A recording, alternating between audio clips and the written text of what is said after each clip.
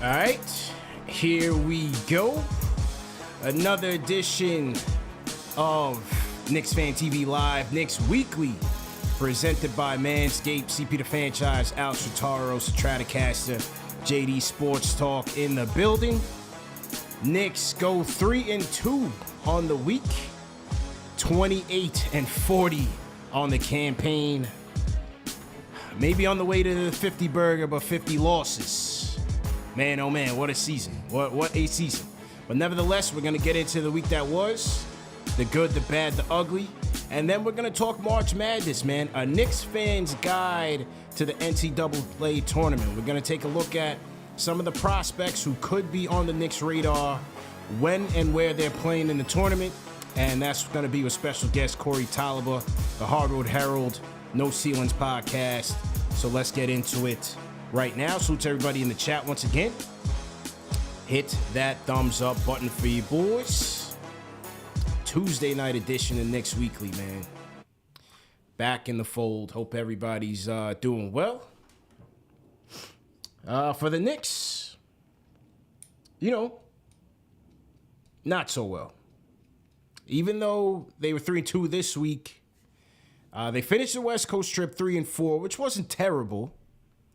But I think, the main theme of this road trip, at least as far as the losses were concerned, were the fourth quarter meltdowns. Because you had a pretty sizable lead against the second best team in the league in the Grizzlies.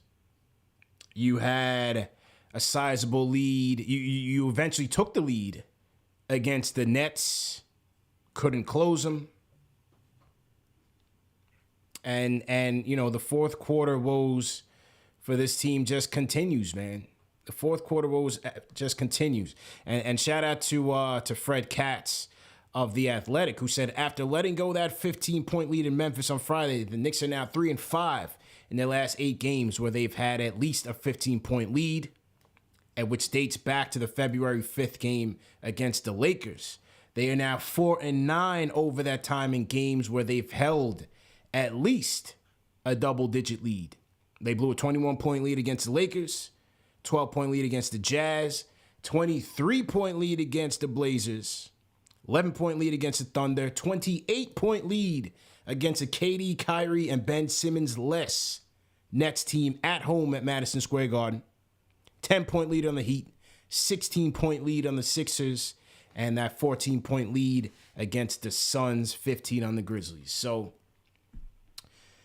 the fourth quarter meltdown, the fourth quarter choke jobs continues to bedevil this team, man. I mean, Al, I'll start with you. Is it because according to the Knicks, according to their sound bites, they're getting closer. But so is that facts? Or is that cap? Are they? Is that a positive sign? Are they getting closer to figuring things out, or is it more the same? That is cap. I don't believe that whatsoever. I don't know how you can say that they're getting closer to figuring it out when we continuously see that this team just continues to struggle in the fourth quarter alone. I mean, CP, we talked about on the post game against the Brooklyn Nets. The Knicks are negative 20.5, have a negative 20.5 net rating, which is last in the league in fourth quarter. They have a 94.9 offensive rating, which is also last in the league in the fourth quarter. And this is all from February 1st until now. So I don't know how you're getting better when they've actually gotten worse as the season goes on. And I think that is more of a contribution of Tom Thibodeau being so strict with the rotations and relying heavily on the starters and not looking for them to get extended rest when they need to get extended rest. We came into the season, we keep saying, we came into the season knowing that we had depth, all right? We have the youth, we have depth, and he's failed from the get-go to actually utilize the depth. Once we lost Derrick Rose, once guys started getting injured, going out due to health and safety protocols, it wasn't until then that Thibs was like, okay, I got to use them because I'm forced to use them. But once he had everyone back, he still went back to the tried and true ways. We saw how many times did we see Kemba Walker start in the first, come back into the third? How many times did we see that same starting unit come in and go through the same motions? It was play all the first, You gave like the second unit probably like what 5 to 8 minutes in the second. Bring this first unit back in to close out the half. Then you start and have them play the entire third, most if not all of the starting unit. Then give your second unit about 5 minute run, and then rely on them to close the game. Like I get that you have to keep guys in rhythm. I get that's the whole thought process, but I think relying on that type of formula instead of giving guys like Deuce McBride, Quentin Grimes an earlier run, Jericho Sims, just relying on guys that you've seen enough of to not try anything new.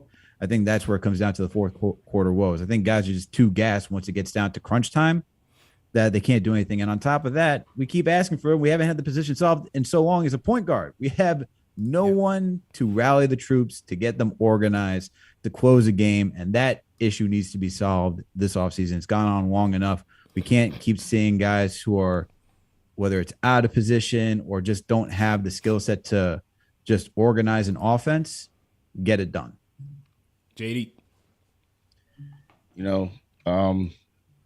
Adding to Alex, I think it all ties together in terms of, the utilization of some of your players, your depth, the lack of, and then in combination with that, the amount of minutes and just the stretches that he runs his best players in terms of playing, full quarters, they're coming out playing the whole third. They play the whole first, they come back early in the second and they run the whole second. It's like, I think by the time they get to the fourth, a lot of those guys are fatigued. And also when you do that to role players, we talked about Alec Burks. Alec Burks is a tough player, but he's still a role player. And I don't know that Alec Burks is used to playing that many minutes in stretches of quarters.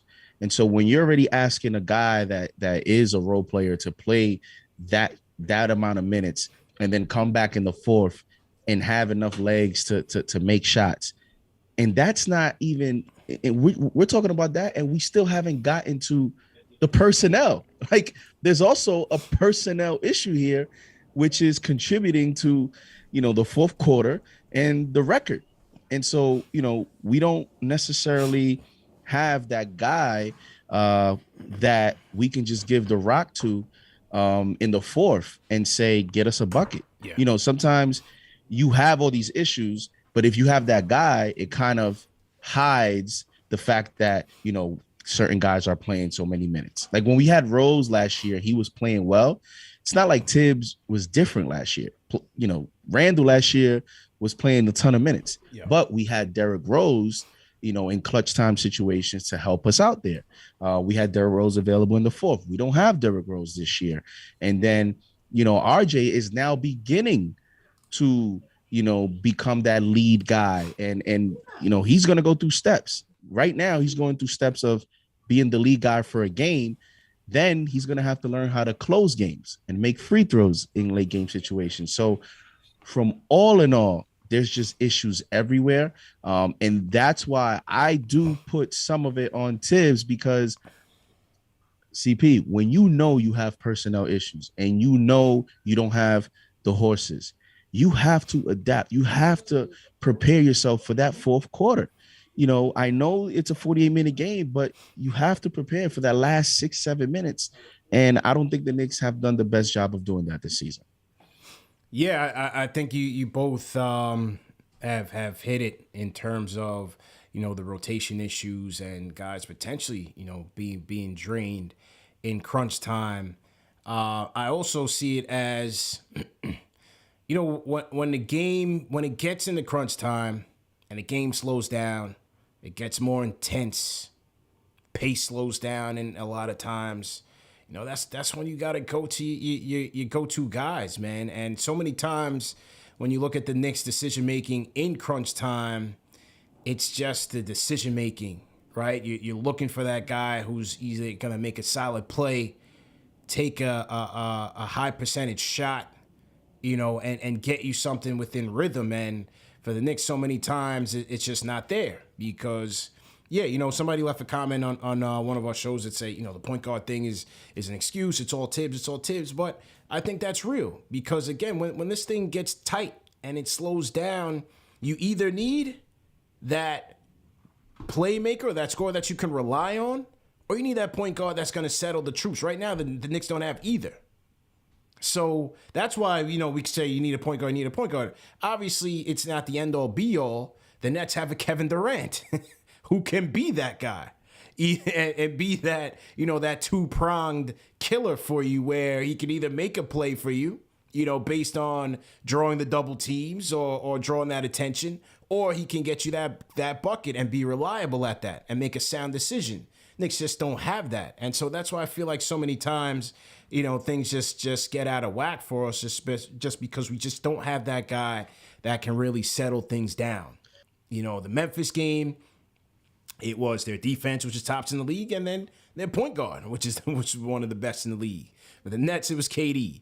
For Philly, it was Harden and Embiid, and so on and so forth. So for the Knicks, I just feel like Rose was a lot of time was that guy and would help kind of, again, take that pressure off of RJ and Julius last year. And we're just without that safety blanket this year. And that's why I think a lot of the times these things go off the rails, man. It's a game of runs. Teams are gonna fight back and crawl back if they have a heart. And it's up to the Knicks to figure out a way to execute down the stretch. And a lot of times they're just lacking, man. Yeah, and to even add to your point, CP, it's not like the Knicks are not getting their shots in the fourth quarter at all, right? When you watch them, you can see it. According to NBA Advanced Stats, they are getting it. They're 12th in the NBA with most field goal attempts when it comes in the fourth quarter. They're just 0.2 shots away and without from being in the top 10. But when you look at how much they're getting good shots, they're not getting good shots. They're not hitting their shots. They're last in the league with out of those 20 some odd shot attempts that they're getting, they're only making 8 in the fourth quarter. That's last in the league.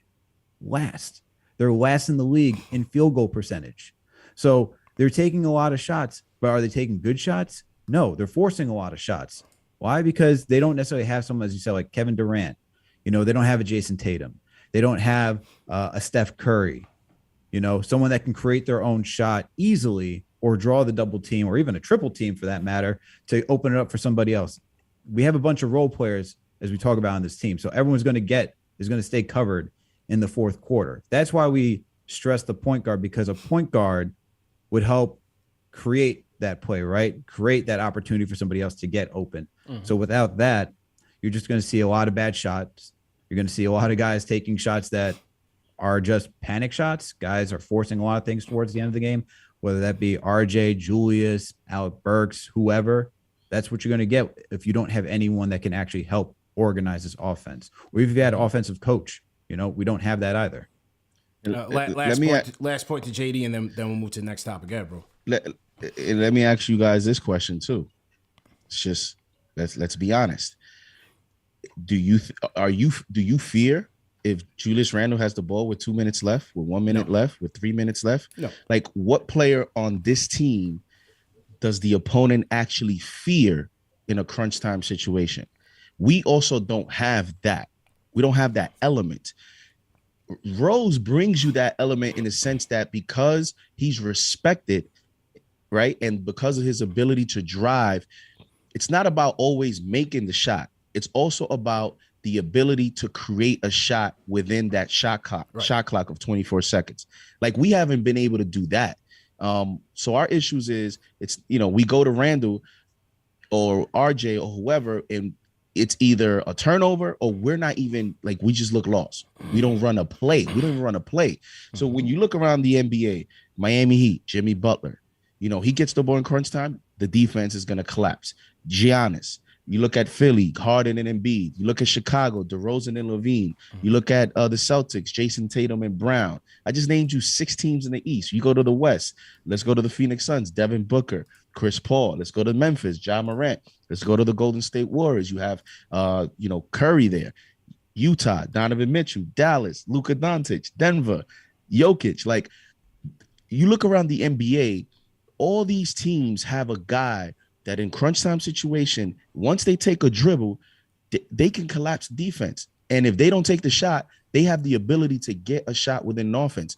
We don't even have that right And so I think that's also a key reason. I think teams want Julius Randle to take those shots because they believe that at the very least, he's either going to take a bad shot or he's not going to make the best decision with the basketball. You know the outcome, man. And look, Julius certainly has his highlights, which is more so in the first three quarters and sometimes even early in the fourth. But when things bog down, it's just not there for him. It's just not there.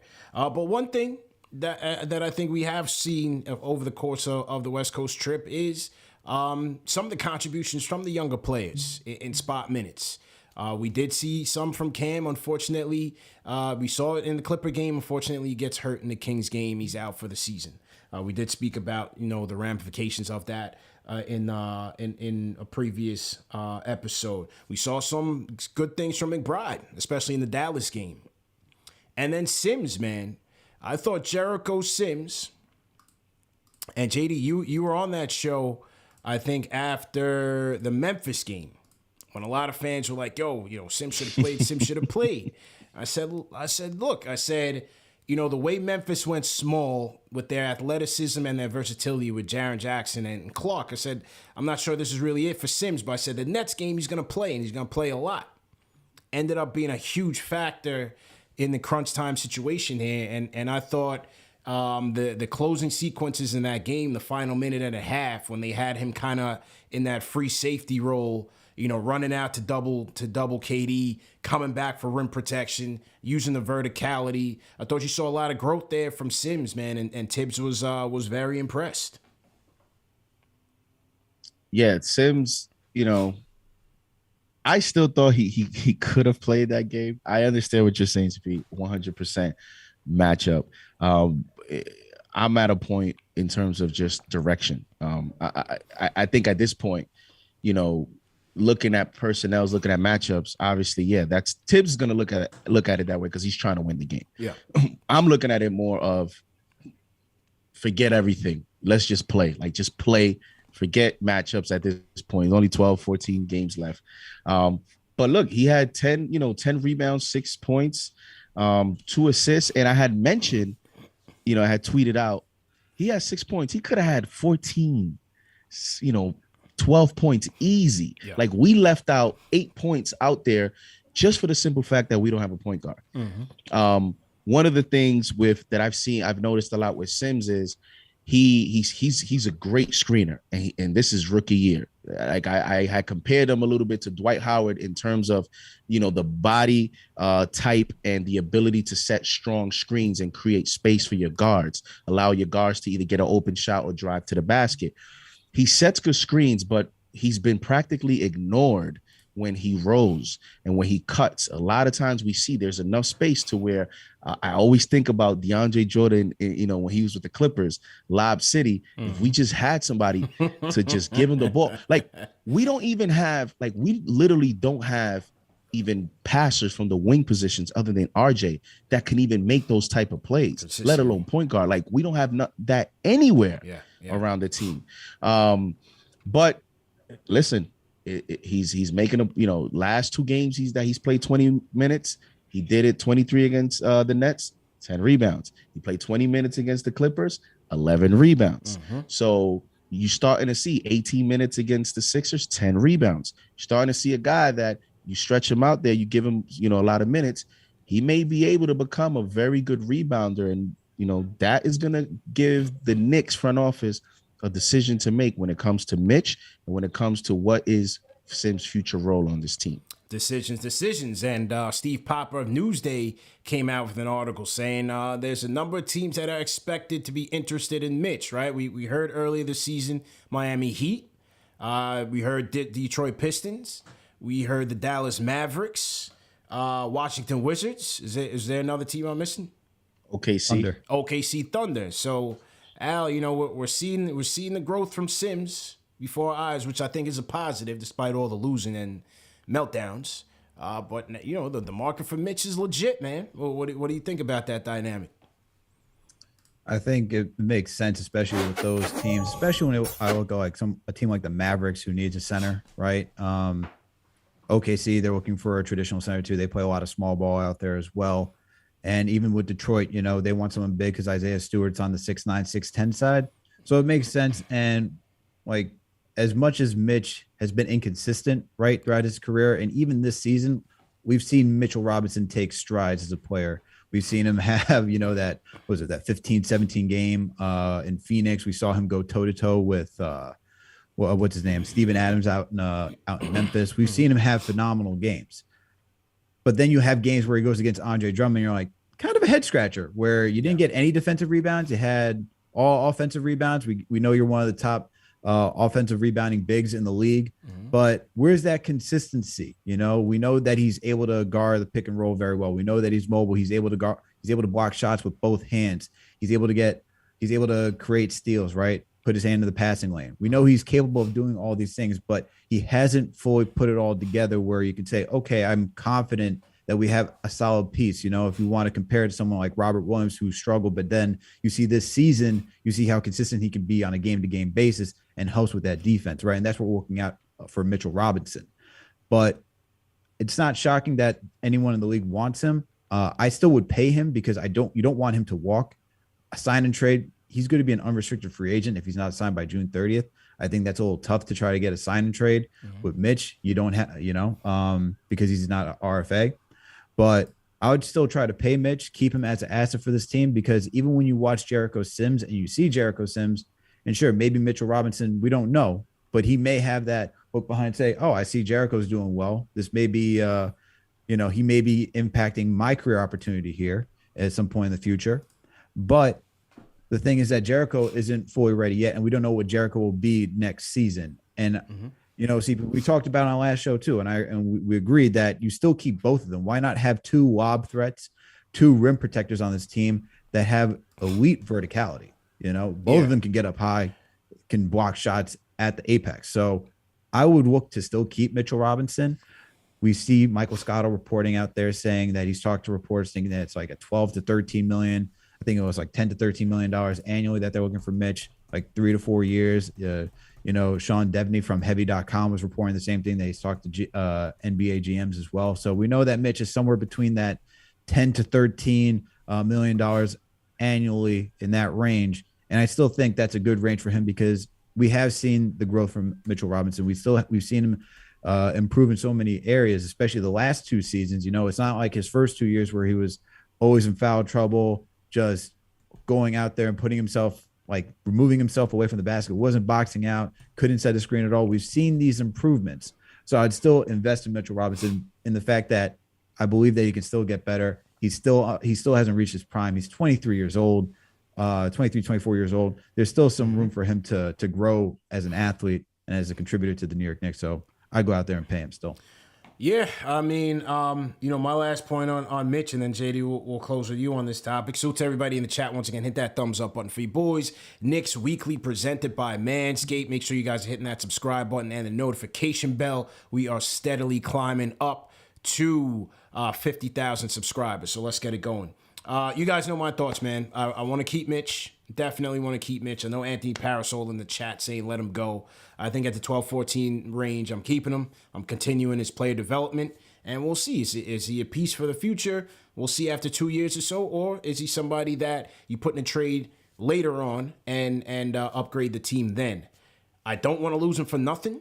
I think though that they will explore every avenue in a sign and trade, because that also may be a good path. No, I don't view Sims as a starter next year. I think Sims is still a backup, but maybe you do go Sims.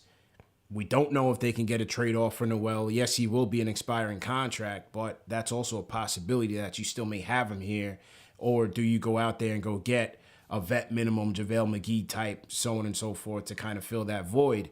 But I do think, even though I'd like to keep Mitch, I do think they should explore every avenue in a sign and trade. Because if that means going out there and being able to get the point guard that you need, or another rotation piece, another wing defender, well, you got to explore everything, But ideally, I'd like to keep Mitch. JD, close out on the topic. I hate that they've allowed themselves to be put in this situation, because this is going to be a tough decision. You can make the case this is the real The first real big decision where there's not going to be that much speculation that we'll have to do to kind of evaluate what happened. Like a player gets drafted, there's always speculation: who endorsed the player, who wanted the player, what really happened. You sign a player, maybe Thibs wanted this player. No, Leon Rose wanted this player. Well, now it's pretty clear. Mitch Robinson is an unrestricted free agent. The Knicks did not entertain trading him at the deadline. And now, and the Knicks have been, I guess, trying to re-sign him, but it looks like they're nowhere near his price tag. And then you see Mitch with the cryptic tweets. Mitch having a bigger role. Yeah, he's had no problem letting people know how he feels about his role with this team, about what he thinks he can do. This is a tricky situation, man. And, signing trade may be the Knicks' best avenue to address the point guard situation. Like that may be it. Because when you look at the options, Brogdon and Brunson, how are you going to get those guys, without potentially having to give up another one of your core assets? And maybe you could use Mitch to not have to do that. So it's going to be interesting. And then what do you do after that? Do you just say, we're going to play more small ball. We're going to be more athletic. We're going to get a stretch five. We're going to draft the guy. Do you go get Miles Turner? Like it's going to be very interesting. I think it's going to tie into also how they decide, if they decide Thibs will be back, and then what style of play they want to play, and then the point guard position. I think Mitch is going to be the avenue to do that, because if what was it, like a few drafts ago, it was talked about that he was going to be the piece for us to try to move up in the draft. I think it was the Obi draft, and get a guard. So it might be, it might happen this time. So still could be on the table, man. Salute to everybody in the chat. Once again, hit that thumbs up button for you boys. The chat is voting right now in the poll. What should they do? What should the Knicks do with Mitchell Robinson? Sign him to the $12-14 million range. And overwhelmingly, the chat is voting yes. 77%, 20% say trade, and 3% say let him walk. Shout out to Victor Rivera, team #new. If you guys are new in the chat, leave us a #new and we'll shout you guys out. Shout out Joseph Rivas in the building. A lot of these fans, that Mo Bamba talk is so interesting, man, because I spoke to someone close on that situation, and his reply was like, bro, you don't want no parts of Mo Bamba. So, and this is somebody with good knowledge on the situation. So I don't know. He didn't go any further on that one, but I'll take his word on that one. He said you don't want no parts of Mo Bamba. So yeah, I think that was a warning there, a caution there. All right, fellas, I want to do this rapid fire. I'm gonna give each of you a sound bite to react to. JD, I'm gonna start with you on this one, because this one is specifically for you. And shout out to Ian Begley. Shout out to Ian Begley for asking Tom Thibodeau this question, because it's been one that we've been talking about for months now, and that is, with the season dwindling, only 14 games left, with 28-40. Will the kids get more burn? Shout out to my guy who called in on Sunday's show, Al, who wanted to see Miles McBride starting at the 2 instead of Evan Fournier. Yeah. and so I think Ian watched that and went up to Thibs with that question. Let's see what Thibs had to say on that, man. Let me unmute it. Or Obi more minutes, because you guys are not. Let me start. You just get Burks less minutes, and a player like McBride or Obi more minutes, because you guys are not in. You just you give them what you have to keep going day by day. You have to earn your minutes. That's the way it works here. So we'll see. Burks less.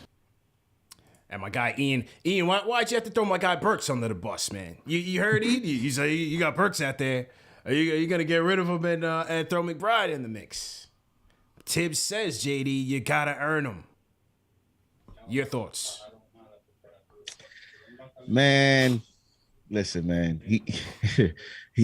I like how he said that's how it works around here. Like that's what we do here. You earn your minutes here. I'm like, oh really? Coach, did you see our record? Have you seen our record? what are we actually earning here? Listen, man, I don't know. I heard Thibs a lot today, and it seemed like he was either very defensive. He seemed like he was clapping back.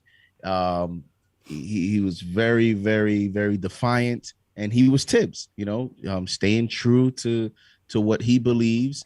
Listen, Alec Burks, the last 10 games, is averaging almost 34 minutes per game. I mean, to me, I don't understand how, you justify certain players, say we earn minutes. And like, I just want to know one example of a guy that Thibs said with the roster, you know what? Boom, today you're playing. Like, everything to me has seemed circumstantial, from Quentin Grimes with the health and safety protocols, like all the way down the line. McBride, even the minutes he's getting now, we know why he's getting it now. I said it like before the trade deadline. Watch, it's going to happen in the last 15 games. They're going to get some minutes, and that's exactly what's happening. So to me, there's nothing that's happened that's surprising to me. So, I mean, again, I think what's going to do Thibs in is the fact that he did not try everything that he could early enough in the season to allow absolutely no doubts about the possibilities of this team, because there's a lot of people out there, CP, that think, okay, maybe we're not a great team, or maybe we're not even a good team, but we're definitely an average team. Yeah. Like, the capabilities of this team is at least average, and we're not even that. And you're starting to see it. Like, we recap this week. I think they went 2-2 this week, but just look at the totality of the last, 6-7 games. Like, they're playing better. They're playing better. And why is that? A lot of it is the mix and the balance of the youth with some of the vets. It's also helped some of the vets. And so what would that have looked like earlier in the season? What would the record be? Would we maybe be in the play-in? That's what they want. So, nothing surprises me at this point with Thibs, man, and it is what it is. What are you gonna do? What do you guys think in the chat, man? Is Thibs talking facts, or is he speaking cap? I'm seeing a lot of people agreeing with him in the chat, man. I'm seeing a lot of people, man. Kevin Middleton seems like he agrees with Thibs. We see Kep Giggles says next season McBride will play more. He says we're being short-sighted here. Okay. So we'll have to see, man. I give Thibs a little bit of credit, and Al, we'll move on to the next one for you. So to everybody in the chat, once again, we got Corey Tulaba coming in and talking March Madness second half of the show. I was surprised to see Sims in that crunch time situation, because I thought, is Mitch hurt or is he not hurt? And then Mitch ended up coming in with seconds left in the game. So I thought, from a trust perspective, Sims earned that time. Thibs went to him, and he delivered for him. Now, we'll see how does that carry over. Now, he did go to Taj in like weird minutes in that Nets game, which completely derailed things, because Taj always gets owned by Andre Drummond. That was a terrible move. But he went back to Sims. He did go back to Sims in a crunch time spot. Give him you gonna give him a little credit there or not?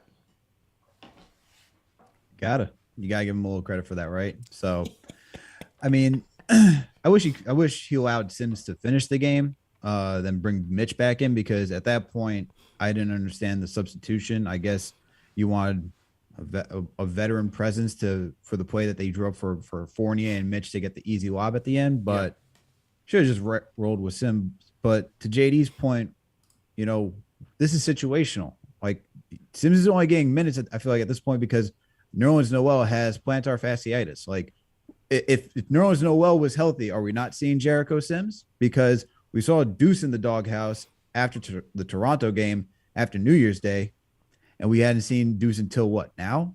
Like, where was that? Kemba was struggling. Right. You had Alec Burks playing point. We ran a 10-man rotation last season, most of the season, or I should say at the beginning of the season. Then you go to 9, and that's a head scratcher. So, sorry, we don't have Derrick Rose. So now it's a 9-man rotation, not a 10-man rotation. And as the JD pointed out, health and safety protocols allowed Quentin Grimes and all these other guys to get in. So for guys to earn their minutes, Thibs is just he waits until the last second. I will give him credit for Emmanuel Quickly because he saw Emmanuel Quickly last season. But the caveat I'll give for that is that we also had nobody last season. Yeah. Like it was between who? Emmanuel Quickly, Kevin Knox, Frank Milliken. Not saying they're all the same position, but when you're looking at the bench and you see, I guess I got to go to Emmanuel Quickly, and then gives him that shot. You got to be better than that. The most laughable point I think all season that's been brought up with him is practice. Maybe it's because, Thibs is in practice, so he sees the players and we don't. So I guess now Sims is cooking in practice. McBride is cooking in practice. Cam was cooking in practice. Ironically, everyone's cooking in practice at the end of the season. Everyone's cooking in practice. Come on. We know why they're playing now. All right, let's be real. All right, we're gonna get to the next soundbite, Al. This one you could kick us off on. This one. This is RJ on his next contract. 100%. It's also been a goal of mine. I've been trying to play my butt off and do everything out there to achieve that. Obviously it's not up to me what happens, but that's something I would like. All right, so RJ said he's trying to break the curse of Charlie Ward. Since 1994, Charlie Ward was drafted. The Knicks have not extended a first-round pick. A first-round pick has not gotten to a second contract with the Knicks since 1994. Is RJ going to be that guy? I think he is. I think if you look at the once he came back out of health and safety protocol and he started to get healthy, he's been averaging 24 points since January 1st, man. Yeah. Like averaging 24 points. He's actually been shooting pretty well from free throw at 81%. Rebounding very well. As we know, he's a strong rebounder, averaging 4 assists. Now his percentages aren't necessarily great, shooting 40% from the field during that time, 27% from 3, but we've seen him go off. But I think that's also an indication of just like having some clunkers too, right? Where we've seen him like not have it and having to be the only guy trying to play or just being put in situations that are not necessarily ideal for him. Granted, he still has to get them back up, but we've seen him shoot well before. It's not something that's not there. It's just getting the repetitions, giving him the capability to be that, in this case, the number one option, having the offense ran through him, and he's started having that weight. And we saw how well that's worked from him when he's given the opportunity to have the offense run through him. It looks much smoother.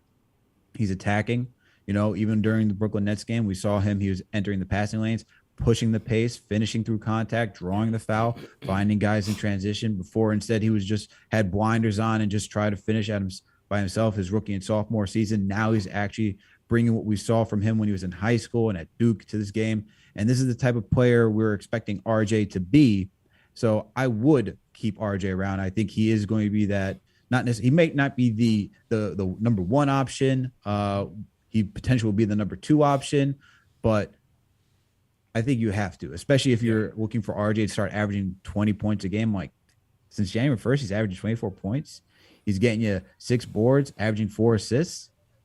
I'm all for it, man. I think he just has more room to grow, and he has to be that guy. He's a keeper for me, man. I know, the efficiency, causes a lot of people to be cautious. And yes, he's not the most explosive athlete and everything. I think he's going to be a good player for us, man. He averaged 24, 6, and 4 over the West Coast trip, over the road trip. Again, the efficiency wasn't there. 40% from the field, 27% from 3. But the free throw shooting was there. 7 attempts on average, 81%. So, he's still maintaining his aggressiveness in his offense. And, we'll see if the shooting numbers catch up. But they may not be. But you don't always have to be that efficient, but you got to be effective. So what does he do in the fourth quarter when we need him? Can he make those timely shots in the fourth quarter when we need him? Can he get to the line and can convert those free throws in the fourth quarter when we need him? I think those are the things that I really want to see from RJ. I don't think he may not ever be just a super efficient scorer, but can he be effective? And I think that'll be the question. JD, close out on this one. I also wonder when is the last second round pick, because this offseason we have a chance with our first round pick with RJ and then our second round pick with Mitch. So that'll be that'll be interesting. I like that he said that he's been working towards this. He's been working for this. You know, that soundbite, those are sound bites that we pay attention to around the league for other young superstars. And whenever they say something iffy, it's like a big headline, right? And I think it's encouraging that, you know, with all the losing that we've been doing throughout RJ's career and the head coaching changes and all the drama and front office and ownership and all this stuff, he still, you know, says that. I think tells you that, you know, one, he's built for New York, and we've seen a lot of his behavior and just professionalism just breeds this city. And I'm encouraged by his attitude, and it seems like it wasn't just cliche-ish talk. He really would like to be here. He's gonna get paid, because we talk about, you know, paying him. He's a starter. Tyler Hero's a 6-man, and they're talking about giving him $190 million. Yeah, he's gonna get. You know, so if Tyler Hero's gonna get that, what do you think that market's gonna be set for RJ, who, you know, has a more important role for our team than Hero does for the Heat? Now you look at Doncic. Doncic this year is shooting 45% and 34% from three, around 28 points. So to your point, CP, you know, 45%, 34% from three, you know, that's solid, but it's not like superstarish. It's not like, you know, if I told you those numbers, you probably wouldn't even think that would be Doncic's numbers. Those guys are more in that 48 to 50% range from the field, more to the 38, 37 to 40% range from three. So RJ can develop a game to where if he's not the most efficient, he can still be the most impactful. Right. He can still impact the game. And I really do believe that if we address the point guard position, it's going to help him be more efficient, because he'll be able to get some easier looks. And, you know, we'll see. And I think, listen, that's why the Mitch decision is going to be important, because I know it's easy to say, yeah, pay this guy, pay that guy, pay that guy. You got to be careful here. There's only so much money to give out to everyone, and you still got a team to build, and you still want to be flexible so that you can make trades in the future. And I think RJ is going to be one of the cornerstones of this franchise. The one last point I do want to make, and JD touched on it, like his mentality is that's something not every locker room has, someone who can have that leadership. And you saw when Julius Randle wasn't going up to the mic, you had RJ going up to the mic.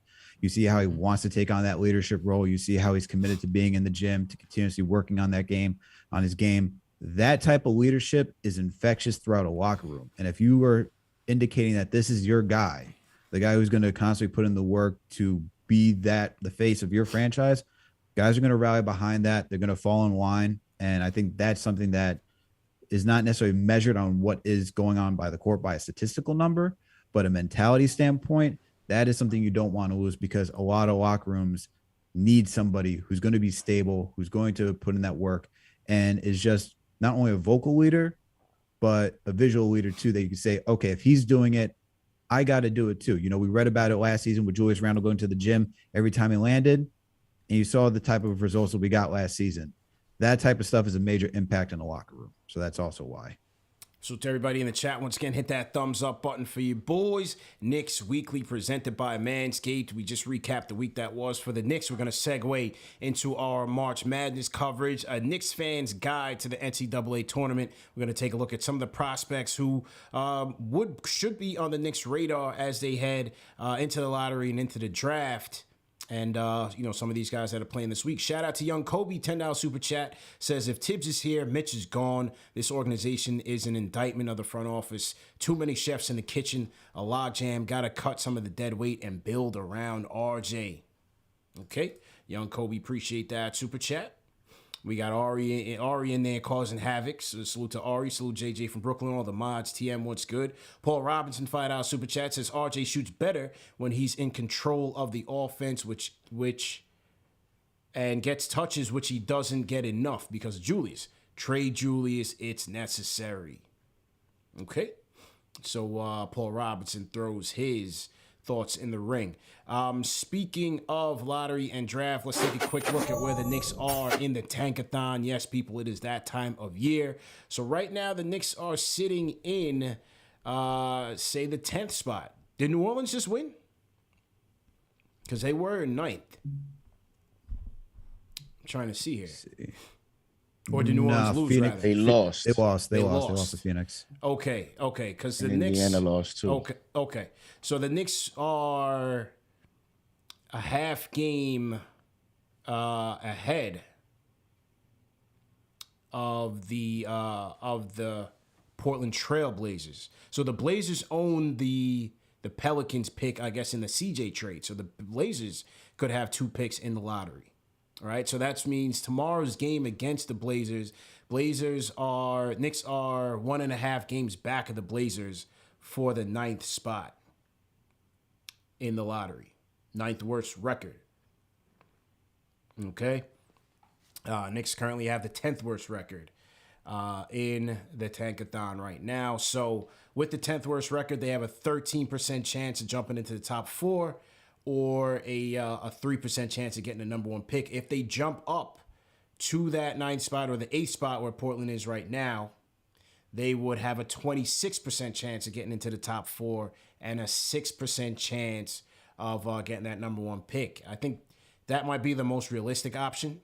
I think for them to catch Sacramento in the 6th spot, they would damn near have to lose every game of the season, which right now the Knicks have 9 of their last 14 games are at home. Which, I mean, the way they've been playing at home, all things are possible, actually. But I don't think you'd expect them to just, collapse that way, because the hardest part of the schedule is over, technically. Even though with the Knicks, there is no hard part because they're that terrible.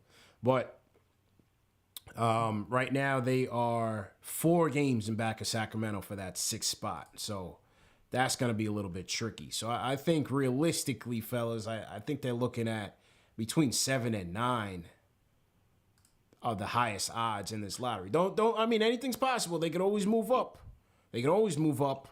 But 7 and 9 I think is something that we can expect.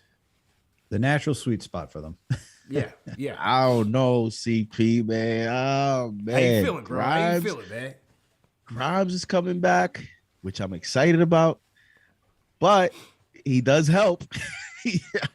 If Grimes is back healthy, with that defense and his shooting ability, he does help. And the team is already playing hard, and Thibs is not looking like you saw that press conference today. He's talking about, the Knicks are 28-40. He's talking about earning minutes at 28-40.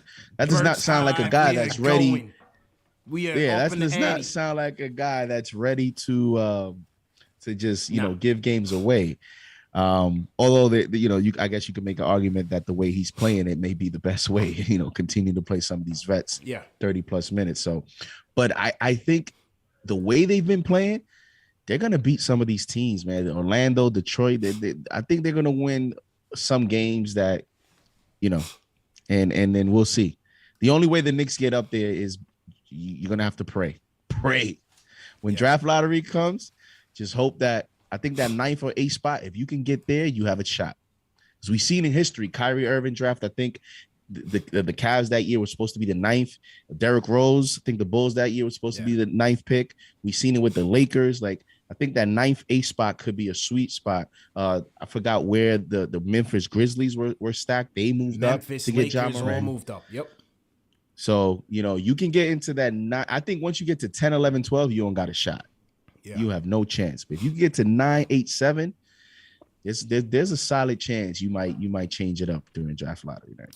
Anything is possible, man. Let me hit the reset. Get Corey in here. Salute to everybody in the chat once again. Hit that thumbs up button for you boys. Knicks post-game live presented by Manscaped. And fellas out there, man, you guys know about Manscaped. March Madness is here. And not everyone can have a perfect bracket, but you can have the perfect set of balls this tournament season with the sponsors of today's show, and that is Manscaped. The leaders in below-the-waist grooming have just launched their new Ultra premium collection to give you the total championship routine, fellas. I've been promoting the ultra package, the ultra premium collection for some time now. The whole squad got laced up with it, man, and the collection comes with deodorant, not the ball deodorant, but actually for your underarm. So this is above the waist now. So you got the deodorant, you have the body moisturizer, little lotion for you, use that at your own discretion.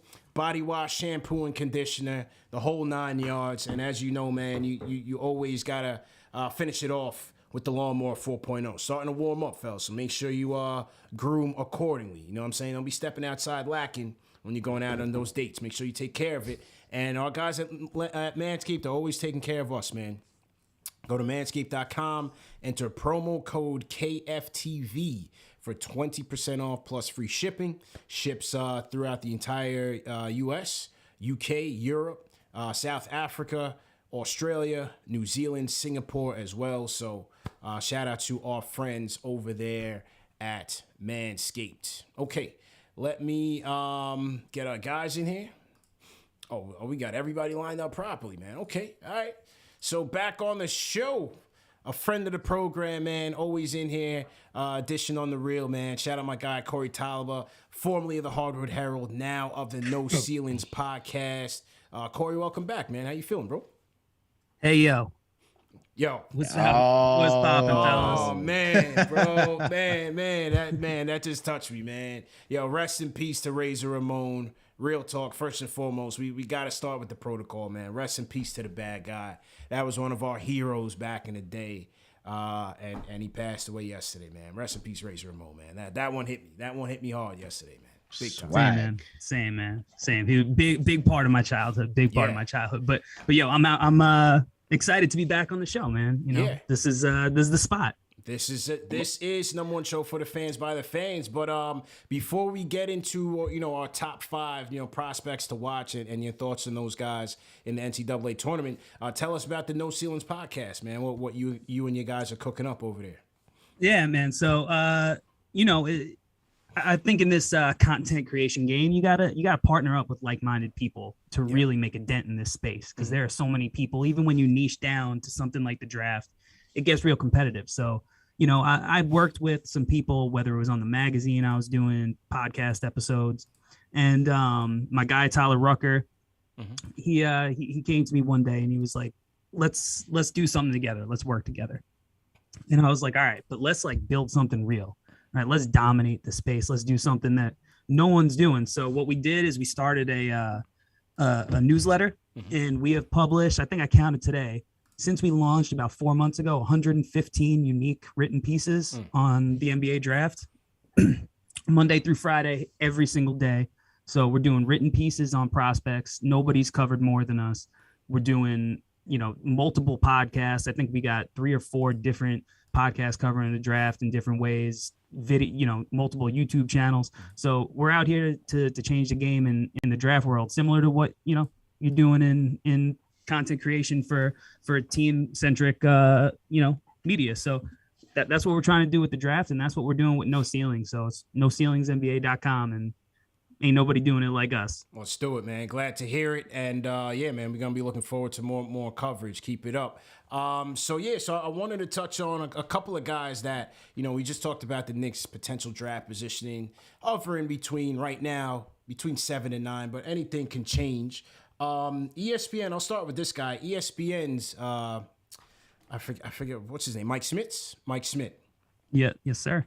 In his March Madness mock draft, had the Knicks selecting AJ Griffin, 6'6", small forward out of Duke. You have Duke taking on Cal State Fullerton this Friday at 7:10 p.m. Eastern Time on CBS. AJ Griffin shooting 47% from 3. What's your take on him? Man, I love AJ Griffin. Love him. Now, I want to say the thing that ESPN released today was they did kind of like a mock draft based on all of the prospects that are in the tournament. Yes, not necessarily like every prospect. Yes. So they only no internationals, no G League guys. Right. But AJ is a guy, we have him at 6th on our board. at no ceilings. I think he's number 5 on my personal board. I've been a fan for years. I love the fact that, he comes. Don't tell me you lost him. Hang tight. Salute to everybody in the chat. Once again, hit that thumbs up button for you boys. Might have lost Corey to the Matrix real quick. 54-minute mark. Simon, we'll chop this from the podcast. So what we'll do is, while we wait for Corey to come back on, we will just take some calls. Let's start from Dan from New Jersey. Dan, how you feeling? Wow. What's good, bro? How you feeling, man? Hey, what's good, CP, JD? What's good, Alex? What's good? Listen, man, I know there's been...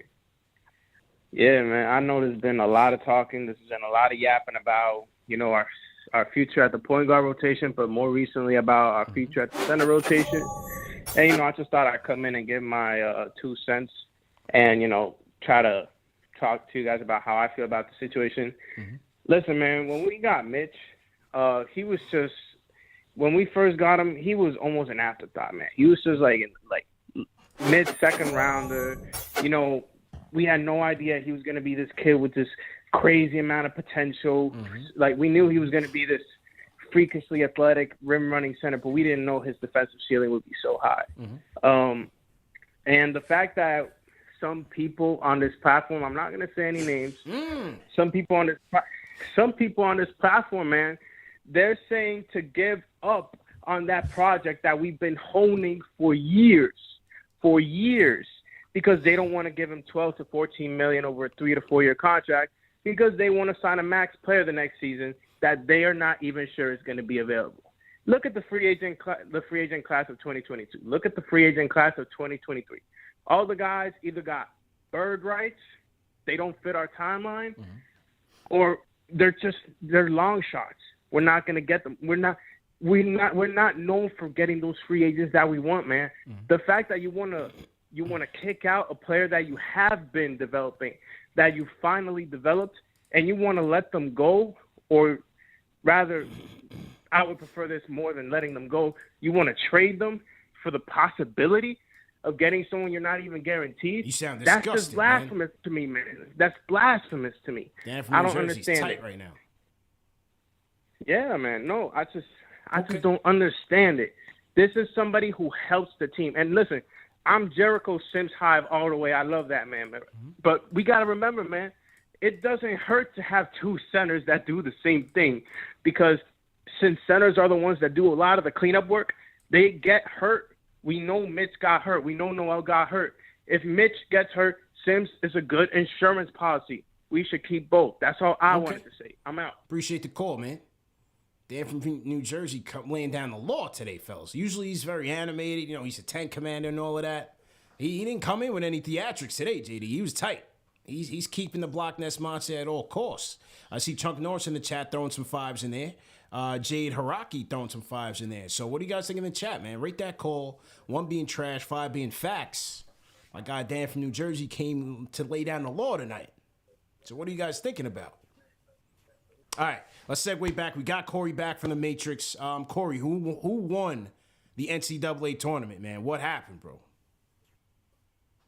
Oh, no. Look, that's information I'm gonna have to tell you off air. That's Biff Tannen, his almanac. We gotta keep that. We can't have everybody winning that money. We gotta get that bag for ourselves. But well, I know one thing: AJ Griffin's gonna be a star since that's he went into the Matrix. That's it, man. Yeah, let's start over on AJ Griffin. They tried taking me off air, so I couldn't tell Knicks fans about him. AJ, huge fan of him, man. I love that, and I think that the Knicks would be a big fan of his game as well, especially because he's got a little bit of a connection to Thibs. That this is Adrian Griffin's son. Adrian Griffin. Wow, okay. Adrian Griffin played for Thibs, coached with Thibs. So, the Knicks will, I'm sure, have a ton of background information on a kid like Adrian Griffin Jr. But what I love about him, and one of the things I think the Knicks need outside of just a point guard, they need guys that offer positional versatility, right? Guys that could swing up, swing down. A lot of their guys are one position players. AJ can play probably 2 to 4 pretty easily at the NBA level. really reminds me of a guy like Jaylen Brown, Jimmy Butler, right? One of these modern wings, athletic, can shoot, can drive to the hoop. You know, if you look at him at Duke, you look at his numbers. He's like 10 points a game, right? Nothing crazy. Started out slow, but he's really turned it on. The kid is a sniper, and he just offers a lot of what you want in the modern NBA. I think if you're watching the tournament, you may not see him be featured. Duke doesn't really feature him all that much. He plays off the ball a lot. They run a lot of stuff through their guards, even icing out Paolo Banchero a lot of times at the end of games. But when NBA teams get this kid 6'6", 6'7", 225, built like a linebacker, when they get him, you know, in a workout, in an interview, he's going to know what to say. He's going to kill the interviews. And this is a guy who I think, man, I don't know if he's going to be available at the Knicks pick, but if he is, that's a home run pick for the Knicks. Where do you see is like, you know, a trouble spot for him? You know, right now, I think defensively, he's a little bit far behind. I know a lot of people, you know, in the beginning of the year, he wasn't really playing a lot. And a lot of people had chalked that up to injuries because it's something he dealt with in high school. He injured his knee coming into the year. But from everything I heard, it really wasn't injuries. It was more so that he just wasn't ready to play. So I think that when you watch him defend and you see all the tools, he's good on ball, but off the ball, and a lot of the guys on Duke are, it's kind of a disaster sometimes. He doesn't know really where to be. If he's making plays, it's just based on the fact that he's a great athlete. And, you know, when at that level, when you're an NBA caliber athlete like him, you can make up for a lot of mistakes just by being an NBA athlete. When you get to the NBA, a lot of those mistakes are magnified in a way that you didn't get to see in college. But I think that's one of the aspects of his game right now. And, you know, his playmaking he hasn't shown much playmaking chops so far. But again, he's not really featured on the ball much. A lot of his creation is off the ball, you know, coming off handoffs, stuff like that, where he's just put in position to score. So I'd say his playmaking and his off-ball defense right now need a little bit of work. Yeah, interesting indeed. And once again, that's AJ Griffin, small forward out of Duke. Duke playing number 2 Duke playing Cal State Fullerton this Friday, 7:10 p.m. Eastern time on CBS. So make sure you guys lock into that one because I don't think Duke is getting far in this one. I think they might get they might bounce Friday night. If they play Davidson, man, if they play Davidson in the second round, Davidson might shoot him out. Bro, Duke does not look too strong this year, man. I'm telling you. He's from New York, I think, right? He played at Stepanak. Yeah, AJ's he's a New York kid. Fits well with RJ as a complementary piece. I mean, kid's the real deal. He's kid's legit. Corey, if my you hometown, man, my hometown. you know, fans love this. If you had like a potential player comparison that comes to mind that he could become, what is that for you? Again, like I think this kid is a Jimmy Butler clone, not defensively. But if you just look at it, he wears number 21. He's got that thing where his jersey gets untucked every now and then. And you just watch how he moves on the court. You could tell like this is a kid who was like watching Jimmy Butler when he was a kid, you know, like in those practices with his dad. So I would say Jimmy Butler, Jaylen Brown type. Okay. What do you guys think in the chat? AJ Griffin out of Duke. I see Sherman McKenzie says he's got a 40-inch vertical. So AJ Griffin out of Duke. What do you guys think about him? Next guy up. This is another guy that's been getting a lot of praise. I know this is Jay from Florida's pick right here, so he might want to call in after this. Johnny Davis, guard out of Wisconsin, averaged 19 points, 8 boards for Wisconsin. Number 3 Wisconsin taking on number 14 Colgate this Friday, 9:50 p.m. Eastern time on TBS. Corey, your thoughts on one Johnny Davis?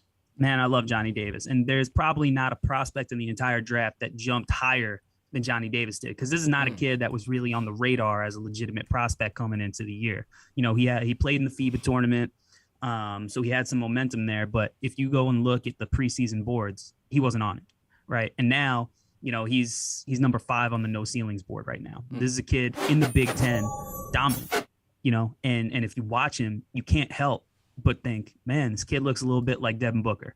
Just smooth, gets to his spots, killer in the mid-range. He's patient, won't let anybody speed him up. I mean, 8.2 rebounds a game. He's like 6'4", 6'5". You know, like this kid he plays hard. You got to go get those boards in the Big Ten. Everything I heard, like, he knows he wasn't supposed to be here. This is not the path that people thought for him. So he's just a dog, right? Like, he knows I got to have that chip on my shoulder because nobody believed in me, and who knows how long that'll last. You know, I think if you're watching him in the tournament and he doesn't light it up, take into some consideration that he's a little bit banged up right now. And, you know, the load he had to carry for that Wisconsin team, which was outside of him, not very good. And what he did, how he led that team as far as he did in, you know, probably the toughest conference in college basketball this year. Kid is legit. And, you know, I think that when you're watching him and you think, how is this dude going to do in the NBA? I mean, you look at all those scorers at shooting guard right now that are thriving in Zach LaVine and Devin Booker and guys like that. And he's up next in that regard. So big fan of Johnny Davis, his mentality, the way he approached the game, and just how he always feels like he's impacting it. You're never not going to feel him. Shows up in big moments, 37 against Jaden Ivey, and Purdue, you know, like he's a baller. Yeah. The Purdue game was pretty impressive. I actually watched that one against Jaden Ivey. So yeah, looks like he's got some clutch chops on him, man. How about weaknesses? You know, areas of his game that you feel like aren't as strong right now. Yeah, he's not like a knockdown 3-point shooter. I think he's probably at like 33, 34%. And I think that's the one concern that people have with him as a scorer, is that when you got to stretch that out to NBA range and teams start maybe going under screens a little bit more often, he doesn't have that like explosiveness like a Jaden Ivey does. You know, what is he going to be able to make teams pay? And I think that he's a good enough shooter that teams respect him, and he'll be able to, with time, a couple of years develop, he'll turn into a good enough shooter that it won't be a worry. But coming in, it's definitely going to be something that, you know, I think that you should be a little bit concerned about. Corey, do you think that Davis is a guy that once you draft him, he's going to make the impact on that team his first year as a rookie? Or do you think this is going to be a guy that's going to take some time to transition to the NBA? I think he could make an impact his first year, but I think it all depends on the situation and team context he goes to. Like, he's not going to be a franchise altering player where you draft him and you go from the lottery to the playoffs necessarily. But if you have a team that, you know, maybe you jump up in the lottery, you got a little lucky, right? You're at the back end and you make that jump. He's a piece that could kind of propel you and take you to that next level. And he could have a couple of games like in a playoff series where you're like, all right, I see it with this kid. Like, I know what he's going to be like in the future. So, yeah, I don't think he's, you know, you're getting like Derrick Rose where you just, you know, like this franchise is ready to go from here. He's not that level of prospect, but he's definitely somebody that could help a team that's already kind of good get to that next level. Corey, how would Johnny Davis rank when you look at this past year's draft and you look at some of these guards with James Bouknight and, you know, and Mitchell and some of the guards that went high? You know, this past draft was known as a very deep draft, one of the best drafts in, you know, recent years. We'll see. Where would Johnny Davis rank among some of the last year's guards, you know, this year? I mean, he's not the type of prospect on a level of Jalen Green. But I do think that he would have gone above James Bouknight. So I think you're probably looking at him. He might have been the pick for Sacramento at 9, you know, like he might have been in that range. So he's somewhere in the middle, I think, between where Bouknight was and Jalen Green was. Because again, he doesn't have that crazy athleticism, that vertical pop. He's a killer that is going to do everything with his floor game. And his game's a little bit more mature than James Bouknight. You know, Bouknight was a little chucky. His percentages weren't that great. Yeah. That didn't necessarily affect winning the same way Johnny Davis has. So I think NBA teams, when you get him in an interview setting, would just like fall in love with Johnny Davis in a way that you wouldn't with a guy like Bouknight necessarily. But he's definitely somewhere in between those two prospects as far as where he'd have gone in that last draft. Okay. He played point guard on the Knicks? Because I think the questions for him is going to be, you know, at his size, you know, in relation to the Knicks, can he be a guy that, you know, the Knicks draft? Can he start for the Knicks and be that one? Now, I know point guard in today's era is a little bit different how you would evaluate a point guard, but could he play that position for this team? So here's what I'll say. If you're expecting him to play the point guard position offensively and run the offense as a playmaker, no. But I do think that if you're projecting RJ Barrett the way I think, like the trajectory he's on, I think he's going to continue to get more ball handling duties as his career goes on. You're going to see more of those playmaking flashes that you saw, when RJ was really young. And if you're saying, can Johnny Davis guard some of these point guards, play next to like Quentin Grimes and RJ in the backcourt, I think, yes, the fit offensively works if you're projecting RJ to be that main creator, ball handler type. If you're expecting Johnny Davis to do it, he doesn't have the playmaking chops right now. It's going to take him a few years until he gets to that, like 4 or 5 Devin Booker, Zach LaVine. Like, it takes those kind of guards 4 or 5 years to really get the playmaking chops done, because he's not a natural playmaker. He's shown some flashes, but they're flashes. He's not ready to take on a full time, and especially in New York, he taking on that responsibility. How hungry. I mean, shoot, I was listening to the show beforehand. How hungry New Yorkers are for a real floor general point guard, lock in that position. This is the guy going forward. Not we're trading for an older guy who can come make an impact, but who knows how long he's going to be here. Johnny Davis isn't that guy, and unfortunately, I don't think that guy is in this draft. So the Knicks might have to, look for that guy elsewhere, trades, free agency, because if you're relying on a young guy to come in and do that in this draft in particular, you might be looking for a long time. So to everybody in the chat, once again, hit that thumbs up button for you boys. It's that time of year. We're talking draft talk, specifically a Knicks fan's guide to the NCAA tournament, man. We got special guest Corey Tulaba of the No Ceilings podcast. And we're just talking about our top 5 prospects in the tournament, not in the overall draft, but in the tournament as it relates to the Knicks, positions of need, and players to look out for. So we talked about AJ Griffin, and then we just talked about Johnny Davis. Wisconsin taking on Colgate. You can catch Johnny Davis this Friday, 9:50 p.m. Eastern time on TBS. Now, Corey said that there may not be a player in this draft who, we may look at as the future franchise point guard. So this guy I want to talk about next is perfect timing, and that's TyTy Washington out of Kentucky, AKA CAA camp, 12-4 out of Kentucky. Kentucky taking on St. Peter's this Thursday, 7:10 p.m. on CBS. Your thoughts on TyTy? Polarizing prospect. I like TyTy a lot. I was a little skeptical of him coming into the year. Then I saw him opening night at the Garden at the Champions Classic take on Duke, and Trevor Keels had him in jail. Like, just clamped up. I was like, TyTy Washington can't even dribble the ball. I was talking to an agent, and he's like, what do you think of TyTy? I was like, he's a point guard. He can't dribble. I don't know. What is there to like, right? But throughout the year, he kind of got that situation figured out a little bit. That handle got a little bit tighter. And the way I look at TyTy is, in this draft, he's got pretty good size. He's like 6'3", got a good wingspan. If I look at his build, if I were to compare his build, not his game, kind of like Terry Rozier a little bit, like long arms, kind of broad shoulders. Not necessarily a pure point. He's got a crazy pull-up game, killer in the mid-range. He's a good pick-and-roll player, good floater, not the best at getting all the way to the rim all the time. I think his three-point shot is going to be fine at the NBA level, but it's not necessarily like the first skill that you talk about with him. The thing is, though, that isn't somewhat encouraging if you're looking at him as like your future point guard. He shares ball handling duties in that Kentucky backcourt. But when he got to take over the team, his first game, he had 17 assists. So, you look at that and you go, all right, there might be something there. And I think his pick and roll playmaking is something that's going to translate, especially because he's a threat coming off the screen, knocking down a little mid-range shot. He's a threat getting to the hoop with the floater.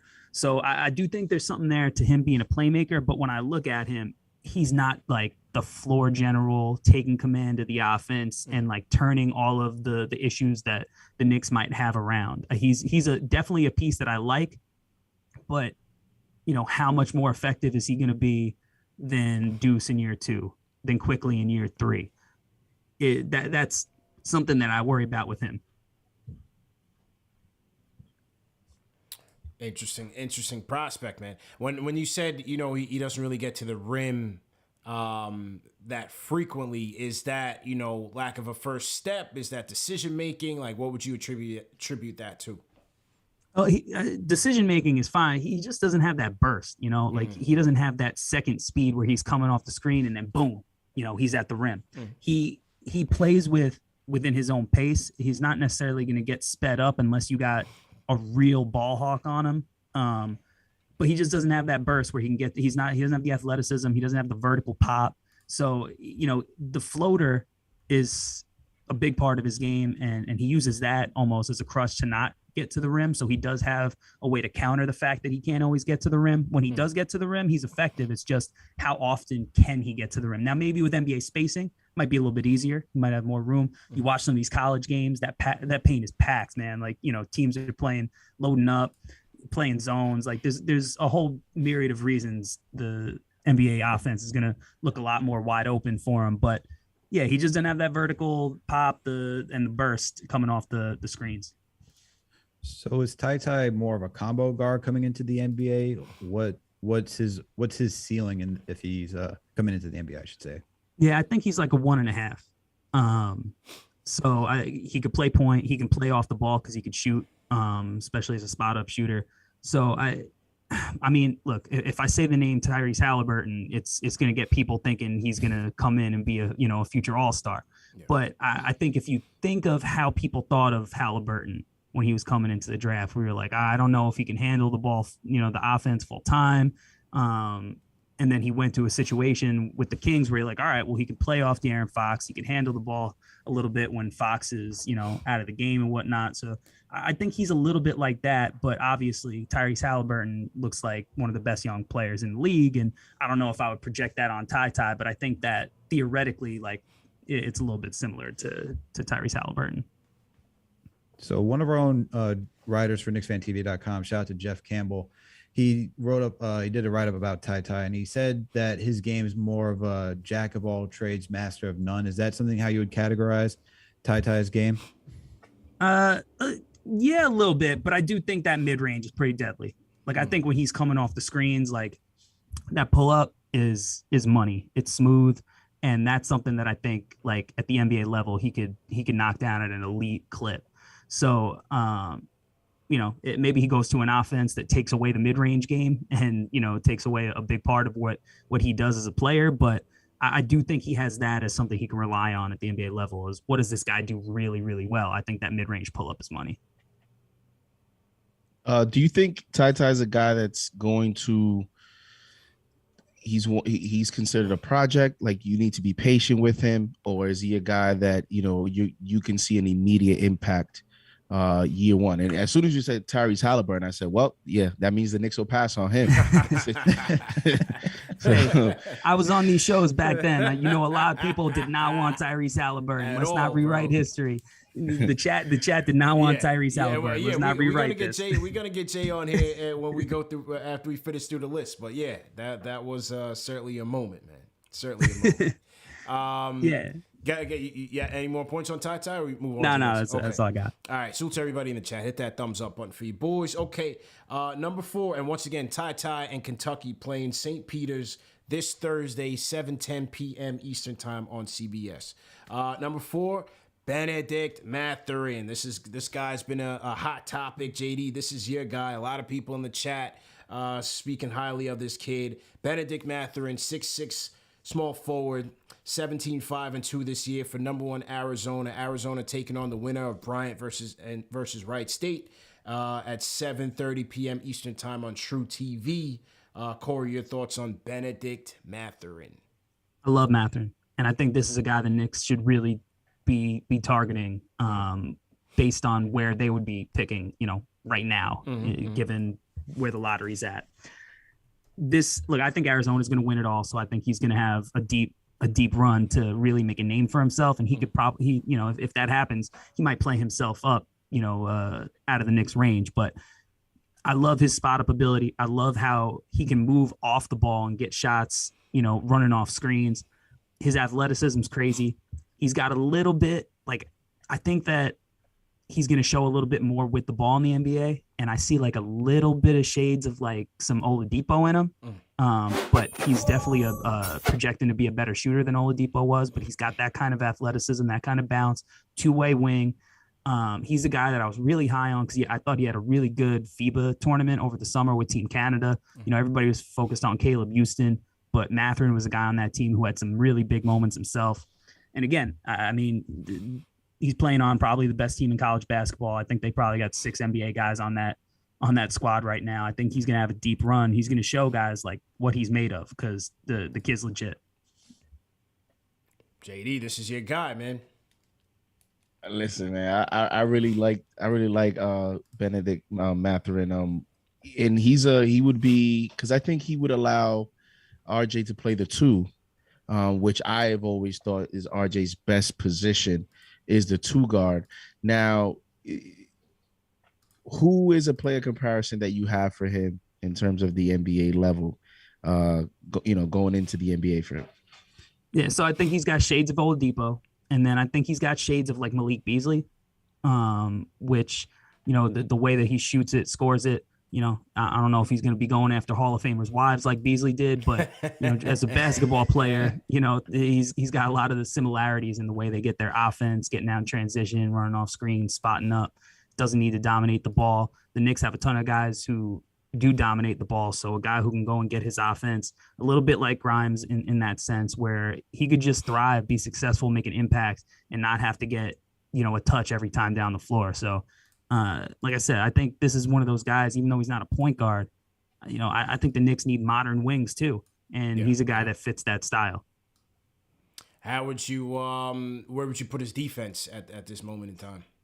I think he's a good defender. You know, I think that, look, when you're playing on one of the best teams in college basketball, like everybody's got to defend, and he's got the athleticism. I think that he's got a good frame that's going to put on strength when he gets to the NBA. So I like the kid's defense. I think he's going to be a 2-way guy. I'm going to ask you the same question that I had for Davis. How do you value him? Is he another guy that comes in here that's going to be in the same line as Davis says he's a good piece to add to take you to another step, or is he this guy that you draft and your team just completely doesn't about face? Look, there's probably one guy in this whole class that maybe allows your franchise to do an about face. Mathurin's not that. Okay. And there's a lot of people who might be naysayers about that guy who is gonna let you do an about face because he weighs about 140 pounds at 7 feet tall. So I think Mathurin's just a guy that, look, you know, you get him, you get a good NBA player. And that's better than drafting Kevin Knox, who has all the tools, has the look, but is not a basketball player. Mathurin is making an impact, again, on what I think is the best team in college basketball. So, and he fits the modern style. Get up, get out and run, shoot threes, get to the rim.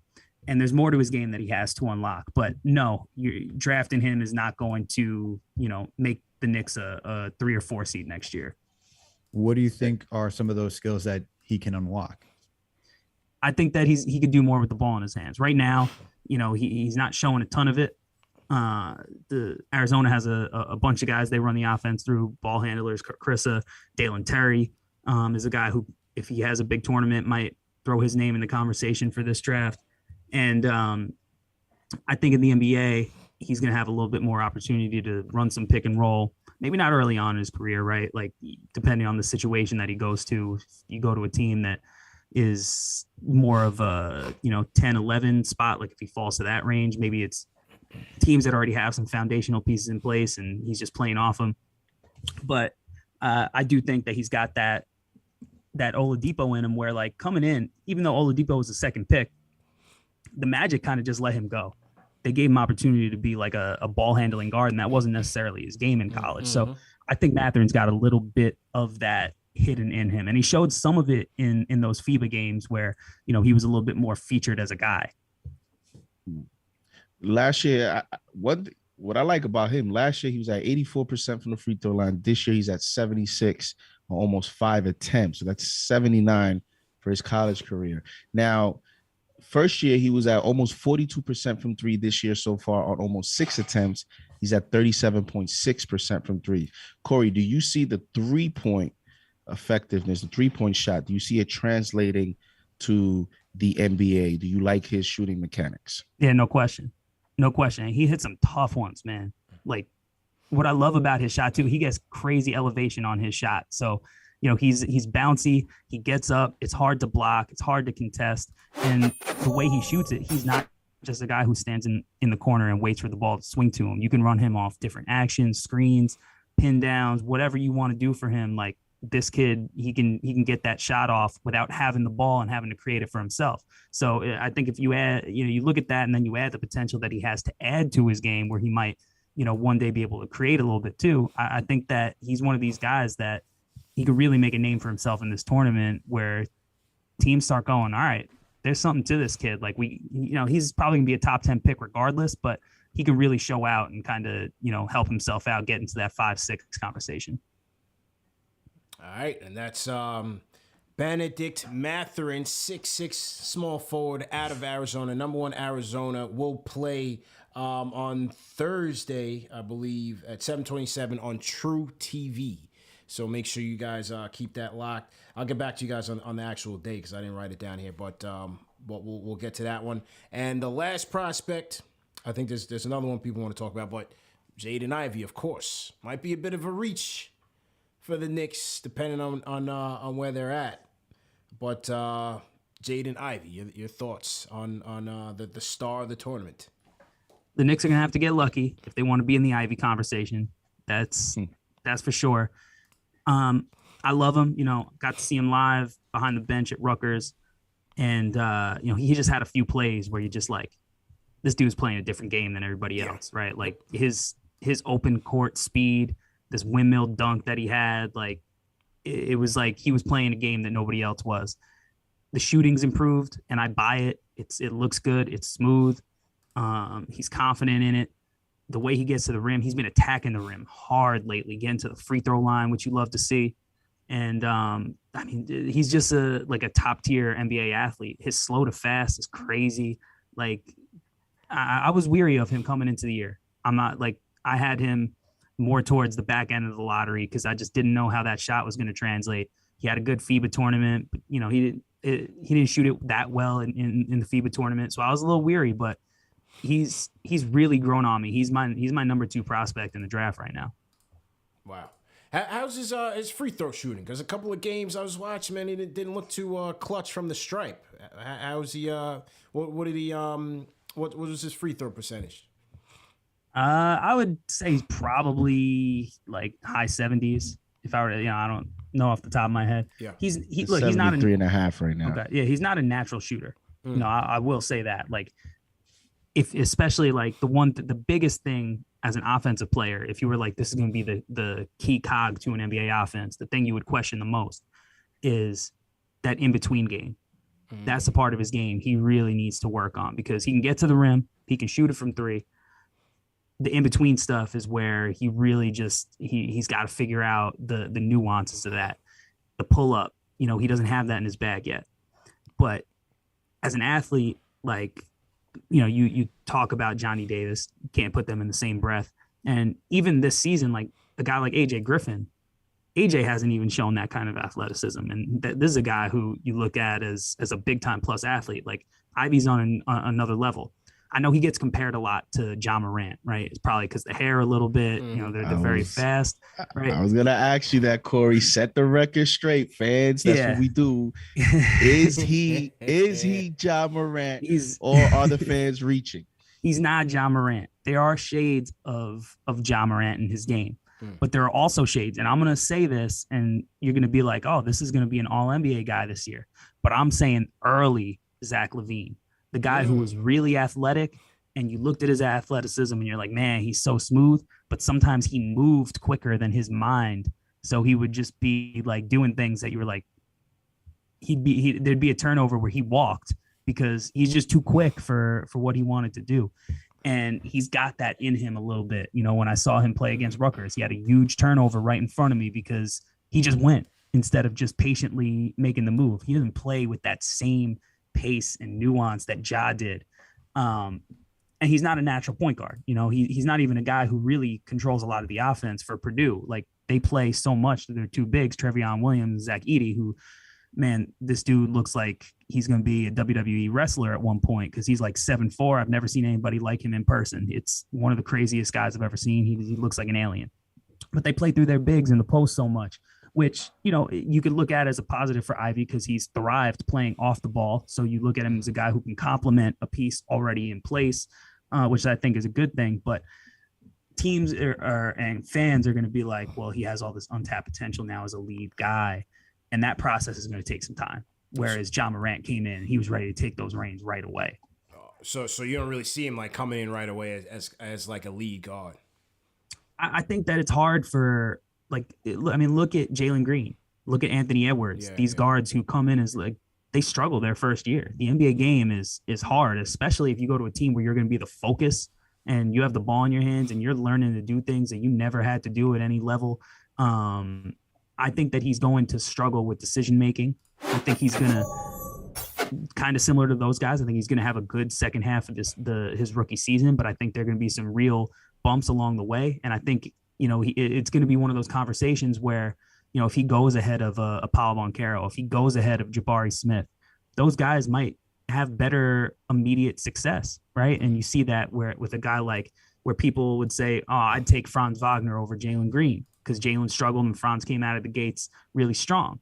But with guys like Ivey, with guys like Jalen Green, Anthony Edwards, all right, they might struggle right away, but you know what their end potential might be compared to some of these other prospects. I think he has that in him. Although I think Jalen Green was a better prospect, but it is going to take some time. He'll flash some real fun stuff, but he's not gonna, you know, I mean, shoot, look, Cade's not making the Pistons win. You know, he's flashing stuff, but you can see it in the future. It's hard to be that guy who just changes that trajectory. I don't think Ivey's there, but he does have the potential to a few years be a lead guy. So you think Ivey can be a lead guy in the NBA, like be that initiator of the offense, be what, like a point guard? Is he a combo guard? So what were you actually saying that? I think the lines are blurry with that, man. And that's, you know, in the NBA now, and it's one of the things with this point guard conversation for Knicks fans too. I don't know if the Knicks need a point guard, but they need an initiator, wherever that comes from, whatever position that comes from. And I think with Ivey, like, he's going to play some point, or like traditionally where you look at, he's going to be an initiator, he's going to be a creator, he's going to be a guy who you put in the pick and roll because he's so explosive, and with all that space, it's going to be so hard to keep him out of the paint. And he's flashed some pretty impressive passing flashes, but I don't think he's got that traditional, like, I grew up learning how to run an offense, dribble the ball up the court, get everybody in their set. Like, I think he's going to have to learn to pick apart a defense in a way that somebody who grew up playing the position just naturally might have. Does Ivey? Oh, go ahead, Alex.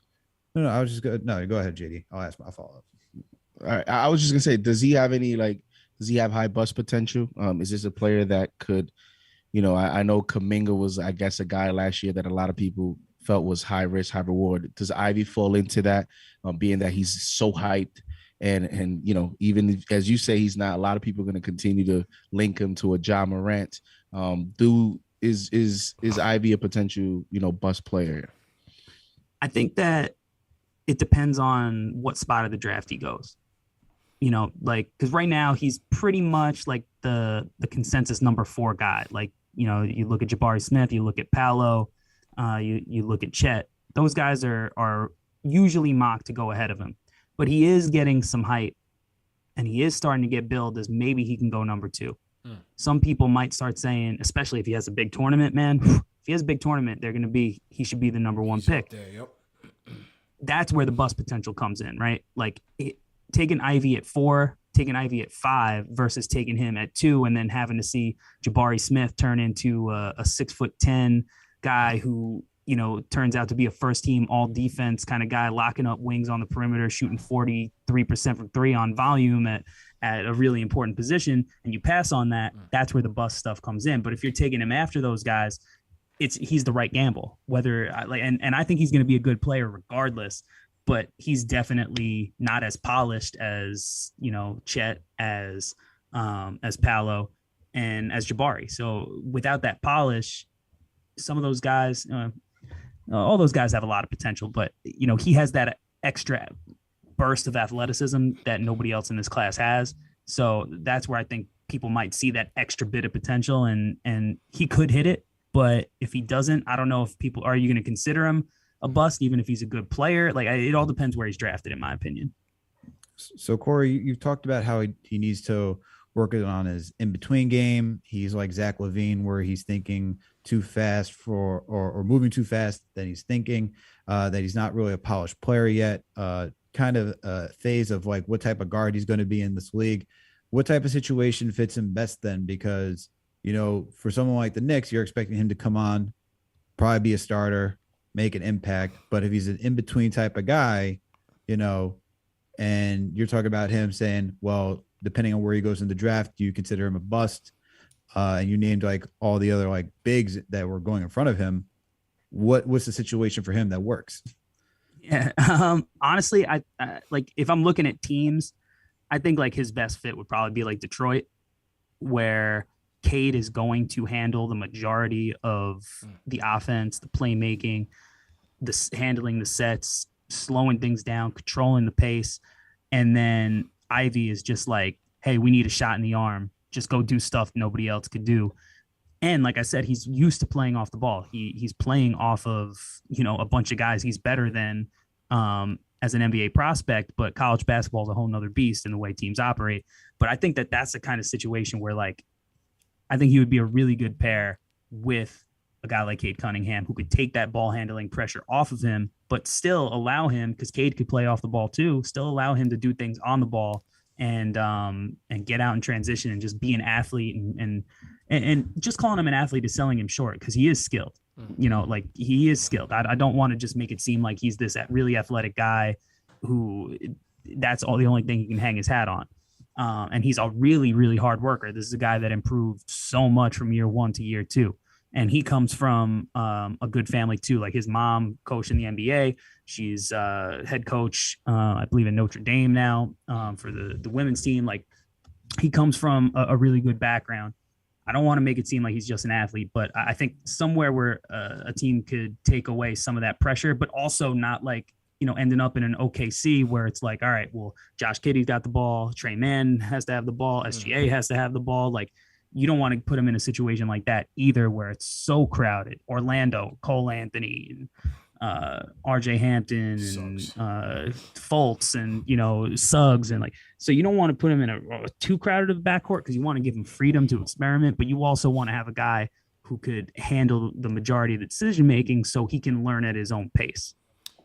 All right, and that's Jaden Ivey, 6'4", out of Purdue. Number 3 Purdue takes on number 14 Yale, Friday, 2 p.m. Eastern time on TBS. And then also on Mathurin, Arizona plays Friday, 7:27 p.m. on True TV. So great breakdowns by Corey. Let's get to the phones, hear what the people got to say, and then we'll wrap up. Excellent conversation to kick us off. March Madness starting up on Thursday, man. So let's get to the phones. I told Jay from Florida I would start with him because this is his time of year. This show is dedicated to you, Jay. So let's get him in here. He's been Aggie all season. Let's get him in here, man. Jay, what's going on, man? Yeah, shout out to the fellas, man. The master of the draft. The draft time is back. Hit that like button, that subscribe button. We should be at 50,000. We should really be at 100,000 100%. by far now. Shout out CP, Alex, JD, Corey. What's up, man? I want to start the conversation talking about Thomas Thibodeau. Corey from Chicago or Chicago Bulls. Listen, we're talking about draft. We're talking about draft with a coach like Tom Thibodeau. I don't care how many minutes he gives the young guys. It's the philosophy, the type of basketball he believes in playing. And it takes us 16 seconds to get a shot every possession in advanced stats. The Suns is making decisions in 5 seconds or less. It takes us a whole 16 seconds with either RJ, Randall, or IQ dribbling the air out the ball. So I want to get rid of Thibs first before I even talk about, again, a new player, a new, fresh blue chip prospect in here. And he, back in the day, he wanted to start the team. That summer, Weissman was talking about he wanted to start with Bogdan Bogdanovic, Marcus Morris, Gordon Hayward. He wanted to sign them kind of people. He didn't want to invest in RJ. He didn't want to do his thing. The next subject I want to talk about is Mitchell Robinson. People talk about Mitchell Robinson like he's some out of nowhere prospect. Mitchell Robinson was the number 8 prospect in high school basketball. He was a highly touted recruit. He just didn't play. He didn't go to Western Kentucky to play. He didn't actually play college basketball, and it allowed him to slip in the draft. So he's not no random scrub that we just found in the second round and we just drafted him. The Lakers wanted to draft him. A lot of teams wanted to draft him. They just didn't want to take the risk.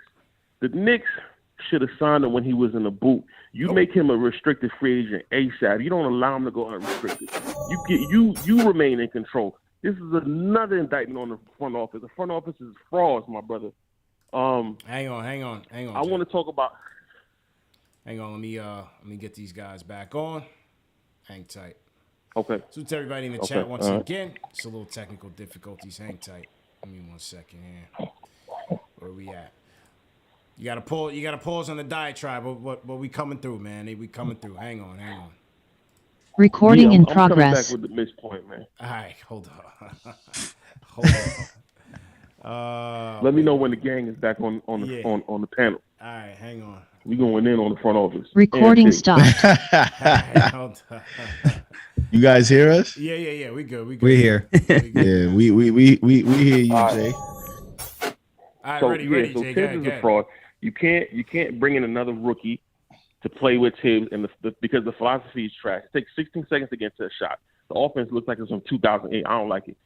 Back to the Mitchell Robinson point. Mitchell Robinson was the number 8 high school prospect in the world in 2017. He's not some out of the blue player. He's been on scouts clipboards for 5 years now. He's an asset. You don't let him go for nothing. They have to re-sign him. People know who he is. They don't know who Sims is. Sims couldn't start over Miles Turner, Jarrett Allen, and Mo Bamba at Texas for the 5 years he was there. You signed Mitch, you invested in Mitch, you re-sign him, you spend the money on Mitch, right? He's not some out-of-the-blue random prospect you just found. Mitch was a blue-chip prospect in high school, too. He just didn't go to Western Kentucky. I like Jabari Smith, man. I think Jabari's nasty. You know, I watched KD close us out with ease. I want somebody you could just throw the ball to. He ain't got to dribble the ball and look over his shoulder and do 360s into a jump shot like Randall. I want somebody who could just catch the ball and put it up. Jabari Smith is my dream. If it's not him, Bennedict. I love Bennedict, man. I love his ability to shoot, his toughness, his size at 6'7". Johnny Davis is straight. That's my type of ISO player. Back your man down, go over your shoulder, hit a fadeaway. That's baby book right there. Johnny Davis is my dream prospect to play with RJ. And then I want to know about Shadon Sharp, man, because Shadon Sharp, same situation like Mitch, didn't really get to play in college. What's the situation? What you said, Yeah, that's. I was saying the same thing. What's going on? I was asking Corey, what's going on with Shadon Sharp? What's his deal? Yeah, I want to know about Shadon Sharp because another blue chip guy supposed to go to Kentucky, didn't get to play college basketball this year. 6'7" guy, wing, very athletic. There's not a lot of tape on YouTube and on the website, so I'm trying to look at the tape, but you don't really have a lot. But yeah, man, my thing for Corey is my main question is for Corey. Do you bring back Thibs to coach RJ, Cam, the new rookie, possibly Mitch, Grimes, all these young cats? We need to get rid of. I don't want to see Evan Fournier ever again. I don't want to see Burks ever again, especially if we draft a wing. I'd never want to see them ever again in blue and orange. There's no point. Show me Grimes, show me Johnny Davis, show me RJ. Give me some young wings. Corey, do you bring back Thibs with these young players that you got? Do you keep investing in Thibs, or do you kick him to the curb? The second question is, what do you think about Shadon Sharp? And I'm going. Okay, all right. My man with spent Thibs, 10 minutes diverting from the draft talk to air out Thibs because he knows Corey's a Bulls fan and knows Thibs. Yeah, man. That's my guy, Jay from Florida. Well, quickly with Thibs, I'll just say, look, the grass ain't always greener. It's not always greener. Kenny Payne's going to Louisville, right? Like, I think that's the story. As a Bulls fan, after Thibs, I had to watch Fred Hoiberg and then Jim Boylan. And I was just hoping and praying and just thinking back on all the good days that we had with Thibodeau, even though by the end of the Bulls tenure, I couldn't watch Joakim Noah initiate from the top of the key anymore. I was going crazy. Like, he does things that drive you crazy, but there are way worse guys out there that you could find. And I'm just saying, like, you're not Thibodeau, brought the team to the playoffs. And NBA coaches are going to look, the Knicks are one of the most coveted jobs every year, regardless, big time market exposure. But like NBA coaches, I'm saying they're going to look at that and be like, so I can have success one year, and then all of a sudden it's going to be my fault. It's my fault the front office spent money on Evan Fournier. Like, it's my fault that Julius Randle regressed like he did in the front office, locked him up to the deal. And look, these are deals that I think a lot of people thought were good deals at the time. But all I'll say with Thibs is I would give it at least another year. See if you could put pieces that fit more around what he's going to do. And as far as how he handles rookies, look, Grimes was getting minutes. It took a while, but he was getting time, right? I mean, shoot, Jimmy Butler, when he was a rookie, played 8 minutes his rookie year, even when you saw him be able to guard a guy like Carmelo in his prime. Thibs has patience. He knows, like, you might not see it right away, but down the line, you might see the fruits of that labor. So that's all I'll say on Thibs. And that's the last time I'll defend him on this channel, because I don't want to, I want to be invited back. I want to be invited back. With me. Patience. Oh, CP's hype. People. Patience. CP loves it. Well, I just think, look, I think he's going to get another year to show improvement. And if it's the same result, then yeah, I think he'll be gone. But I think he'll get another year. Shaden Sharp. He deserves it. Shaden Sharp, honestly, he's a mystery. I watched a lot of his film. And the kid's super bouncy. He really shoot it, pull up. He's got, good measurements, wingspan, good size, good height. But I don't know if he's going to be in this draft or not. His family, his people, they're saying he's going back to Kentucky next year. We don't even know if he's actually eligible for the draft this year. Like, there are rumors that came out that, like, yeah, he's eligible for the draft, but like the NBA still has to approve that, and they haven't approved it. So we don't know if he's going to actually be in the draft. I would tend to say that if he is eligible, regardless of what he's saying about returning back to Kentucky, he's going to the draft. If you're top 10, you're entering the draft, because he's got nothing to do but lose money on it. Because you look at a guy like Patrick Baldwin Jr., who played this year, and now he's a guy who's ranked in like the low 20s. You look at Caleb Houston, you look at Peyton Watson, guys who came in with this top 10 expectations, and then they don't play well, and all of a sudden they went from lottery picks to now are you going to be in the first round? Do you have to go back to school? It makes sense for him to take that money just in case the off chance that he ain't the player that people think he is, just from a financial perspective. I think he's legit. And I think he's probably going to go in the 6 or 7 range if he does enter the draft. But he's a mystery, man. Like the last couple of years developmentally for high school kids was really tough. Like, it was inconsistent with games, what states were allowing games, how many games were played, where was AAU being played. Like, NBA scouts haven't even seen this kid in person yet because they weren't allowed. And, so he's a mystery, and he doesn't have a whole lot of high level competition in film to really hang his hat on. So I think when you look at him and you look at the tools and you look at some of his footage that he did have in his limited time, you see the tools, you see the potential. But if the kid could play, why isn't he playing right now? And I think a lot of people think, and what I've heard is like, he doesn't think he's ready to play right now, like at that level, like the college game, especially jumping in, mid-season. Interesting. So I think if you're that guy, you're playing. And you're like, let me go help this team. Let me go dominate. Let me go. I don't even want to be the 7th pick. I want to be the 3rd pick. Yeah. Because it's up in the air. No, like, there's no consensus really with this draft. So I think that he's going to have to grow his game, and it's going to be a risk because he just doesn't have a lot of experience. And COVID really, jacked that up for a lot of these young prospects in really important developmental times. Okay. All right, a couple more calls before we wrap up. Salute to everybody in the chat. Once again, hit that thumbs up button for you boys. We're talking March Madness with Corey Tulaba on No Ceilings Podcast. Hit that thumbs up button for you boys. JJ from Brooklyn, rapid fire. Let's go. Yo, what's good? Yo, CP, where we at subs-wise? 49.3? Let's get everybody hit that subscribe button, man. Yeah, I think we had like 49. I think we had like 49.4 last time I checked. So we looking good. Oh, nice. Yeah, all right. yeah, so about 600 away. Let's go. Hit that subscribe button, man. Yep. Let's go. A couple points. First, man, like the thing that's just frustrating me so much with the season is the Tankathon. The one thing you didn't notice, CP, was we're only one game ahead of the Lakers for 11th, and then 1.5 games ahead of the Wizards, you know we're going to end up like 11th or 12th. The Lakers only keep that pick if it's in the top 10. So you know they would love to get to that 10 spot. True. So that would just be a nightmare, man. If we end up 11, 12, 13, are you kidding me? This year it can't be any worse, honestly. Like nothing good is coming from this season. This is the definition of no man's land. It's mediocrity. This is the worst thing to be in the NBA right now. Like, we got to get out of this phase, whatever you want to call it. It's never going to improve this way. It's just not. There's no direction. There's no nothing, man. It's a nightmare, honestly. At one point, the draft, man, like, the thing is, right now, we're probably playing ourselves out of even the range for not only Ivey, but a Davis, a Mathurin, Sharp if he declares. Another guy who I love is Keegan Murray.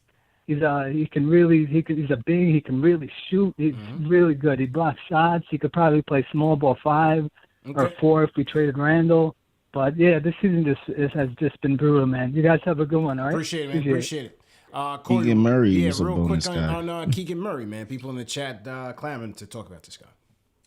Look, man, I was talking to a scout today, and he said he wouldn't be surprised if Keegan Murray went ahead of Paolo Banchero.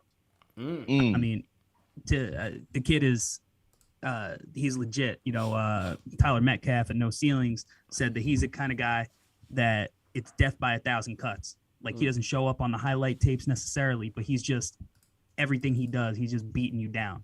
And the kid's production, it's insane. Like, he's people at the beginning of the year were skeptical because he was beating up on non-conference teams.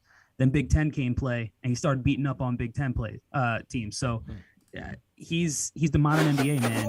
He's that swing wing that can guard multiple spots, space the floor, do all these little things. Like, he's the embodiment of that modern day forward that every team covets, a position that the Knicks really don't have anybody there. I guess you could say Cam, maybe Cam, but Murray's a little bit different. So he's a guy that, I mean, if the Knicks were in position and he was on the board, that's a no-brainer. Like, don't even worry about who else is on that board, because this kid's legit. When I watched him warm up, when I saw him live, he was the most locked in at any prospects that I've seen this year. I've seen probably over a third of the prospects in the top 60 live, and this kid was locked in like no prospect I'd seen. Like, he handles his business. He's ready to go. So big fan, big fan of Keegan Murray. Keegan Murray. Louis Matthew on the Bronx, closing out on the switchboards, and then we'll close with King Deej. Louis Matthew, let's go rapid fire. Yeah. I just have a question that I read that this year's draft class was very weak. And so, like, after the number two slot, that is pretty much very weak. So the guys that you spoke about, the 5 guys that you spoke about, do you think that it's possible that they may not really turn out to be, stars, they or not impact plays. We got it. We got to appreciate the call, man. Your thoughts on the class, as Louis is saying, and these guys that we mentioned, are they more, star potential, role player potential? What do you think? Yeah.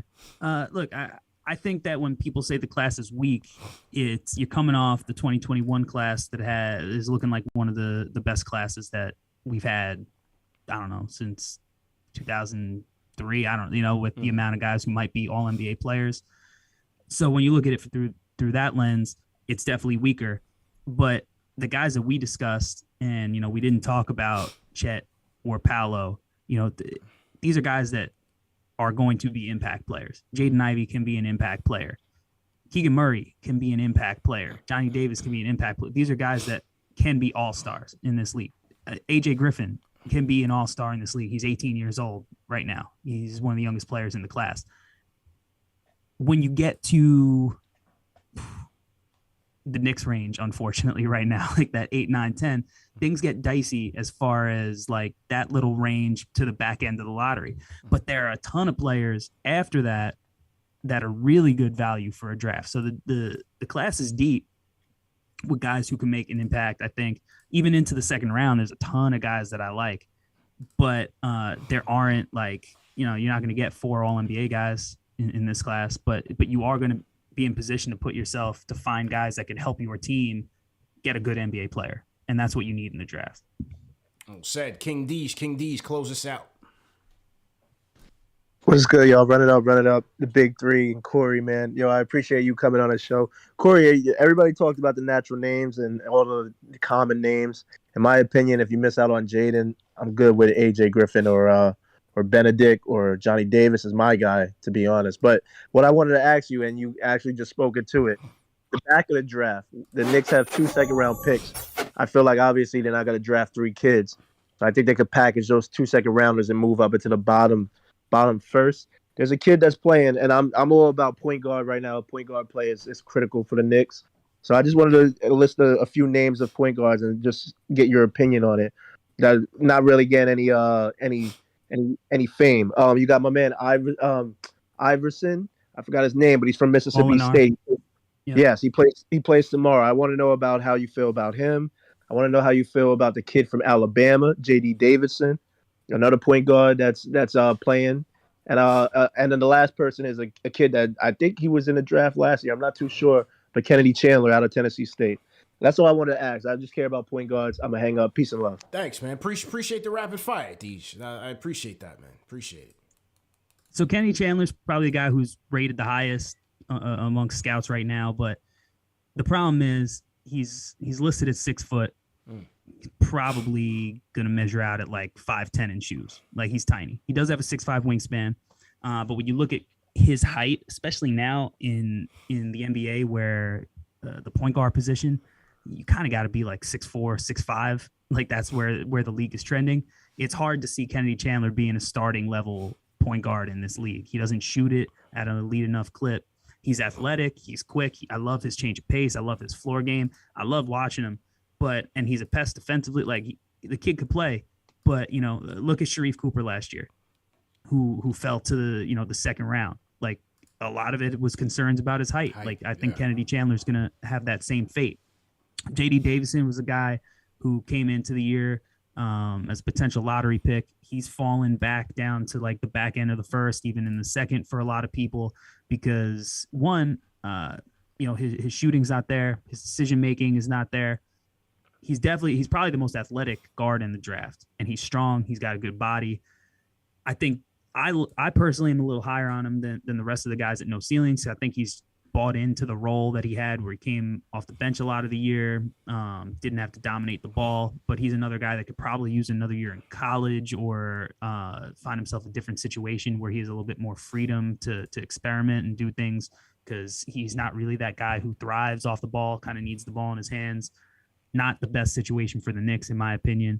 Molinar is a guy that I also don't think is a great fit with the Knicks, because I think he overlaps with some of their young prospects already, and I don't think he's talented enough that you would take him because he's like best player available or whatnot. At that part of the draft, you're looking for guys that fit, but he's another crafty guy that could score. He's got good length. Questionable shooting this year, but he does have a track record where he was a little bit better of a shooter in previous years. I like him a lot. If the Knicks drafted him, I wouldn't say it was a bad pick, because I think he's a good player. But I struggle to see him getting minutes over Quickly or even Deuce. And then I think Derrick Rose still has another year on that deal, right? So I don't know if he's a guy that would even be in the picture. He'd probably be in Westchester next year if the Knicks did draft him. All right, man. That was an excellent segment. Great show. Salute to all the callers who called in. Salute to Corey, the No Ceilings podcast. This was just a preview, man. We just talking March Madness, but we still got the lottery, which is May 15th. I think the dates just got announced. Lottery is around May 15th. No, 17th, as a matter of fact. Lottery is May 17th. So we'll have a better picture of where we're picking and know where all of our picks are, and then we'll bring Corey and the squad back on to really deep dive on this thing and see whose stocks could have rose as a result of the NBA tournament, man. So NCAA tournament. So Corey, great job. Let the people know once again where they can find you and the podcast as well, and the newsletter. You can find me at Corey Tulaba on Twitter. You can find me NBA Draft Dude on YouTube. And head to NoCeilingsNBA.com if you want a daily newsletter delivered directly to your inbox for free, Monday through Friday. The same stuff that we got NBA front offices reading every morning. So if you want to read the stuff the NBA front offices are reading, head to noceilings.nba.com, subscribe for free. Good plug. Corey, good plug. I'm tuned in, man. Knicks fans gotta tune in because Tap in. we cannot miss on this pick, Corey. This franchise, they cannot miss on this pick. So definitely tune into No Ceilings. I'm definitely looking forward to all your future reports on these players and having you back on the show. Let's go. For everybody in the chat, man, throw the name of the prospect that you are most keen on watching in this NCAA tournament, man. Who's the guy that's must watch for you? And salute to everybody who sent in a super chat, man. Alex P sends in a super chat. He says, CP, can I convince you to make a KFTV presents Yankees fan therapy session? If possible, I promise $100 super chat during that stream. Hashtag Yanks tripping. Yanks and Giants are sitting on their hands, ladies and gentlemen. It is a dark day. I woke up this morning, one of my homies texted me. He's like, yo, all I'm seeing is alerts for the Jets, alerts for the Mets. Yankees and Giants sleep at the wheel, man. It's gonna be a tough time. Jets, baby. The two most storied franchises in their respective sports. Shout out to Josh. He says, I know you're speaking about the draft, but any insight on Cam Reddish's development so far and where you think his ceiling might be? We got to get into that on another episode, but definitely appreciate that. Boston Nick says, shout out to CP, Alex, and JD, my man Corey. Congrats on your Bulls. Question for Corey: is it true what they say about this year's draft that there's not a lot of talent? See any hidden gems sliding? So we did touch on that just now with Louis' comment. But appreciate the super chat. LP says CP's Manscaped promos absolute fire time for MFTV. Salute. Manscaped.com, promo code KFTV, 20% off, free shipping. Shout out to Ty Hotep, $5 super chat. Paul Robinson got that. Young Kobe got that. Evan Ingram sends a super chat, says off topic, but did you guys see the Giants and Jets signings? We did see that. And salute to Evan Ingram for catching on a $9 million bag with the Jaguars. So Khan is not afraid of no hands Ingram, JD. Ingram's going to get the bag. Good for him, he got some money, and here he is on KnicksFanTV. Yeah, here he is. Give him back. Give him back, man. Waste of a pick, man. I think I saw something like the last 11 Giants picks. What was that stat on Twitter? The last 11 picks. I saw that. Haven't even been brought. What's going on in New York right now? Draft. And straight up duds. We just lost Hernandez. Hernandez just went to the Bucks. You know he's gonna turn into an all-pro guard for Tom Brady. You know that's happening. So when it rains, it pours, man. When it rains, it pours. Well, once again, great show, fellas. To the people in chat, remember that these shows are available in audio podcast format, so no reason to miss it. All the major podcast platforms as well. Make sure you guys following Corey and the No Ceilings podcast. And once again, manscaped.com, promo code KFTV, 20% off plus free shipping. And we'll see you guys tomorrow night, man. Same time, same place. Knicks versus Blazers post-game live. We out of here. Peace.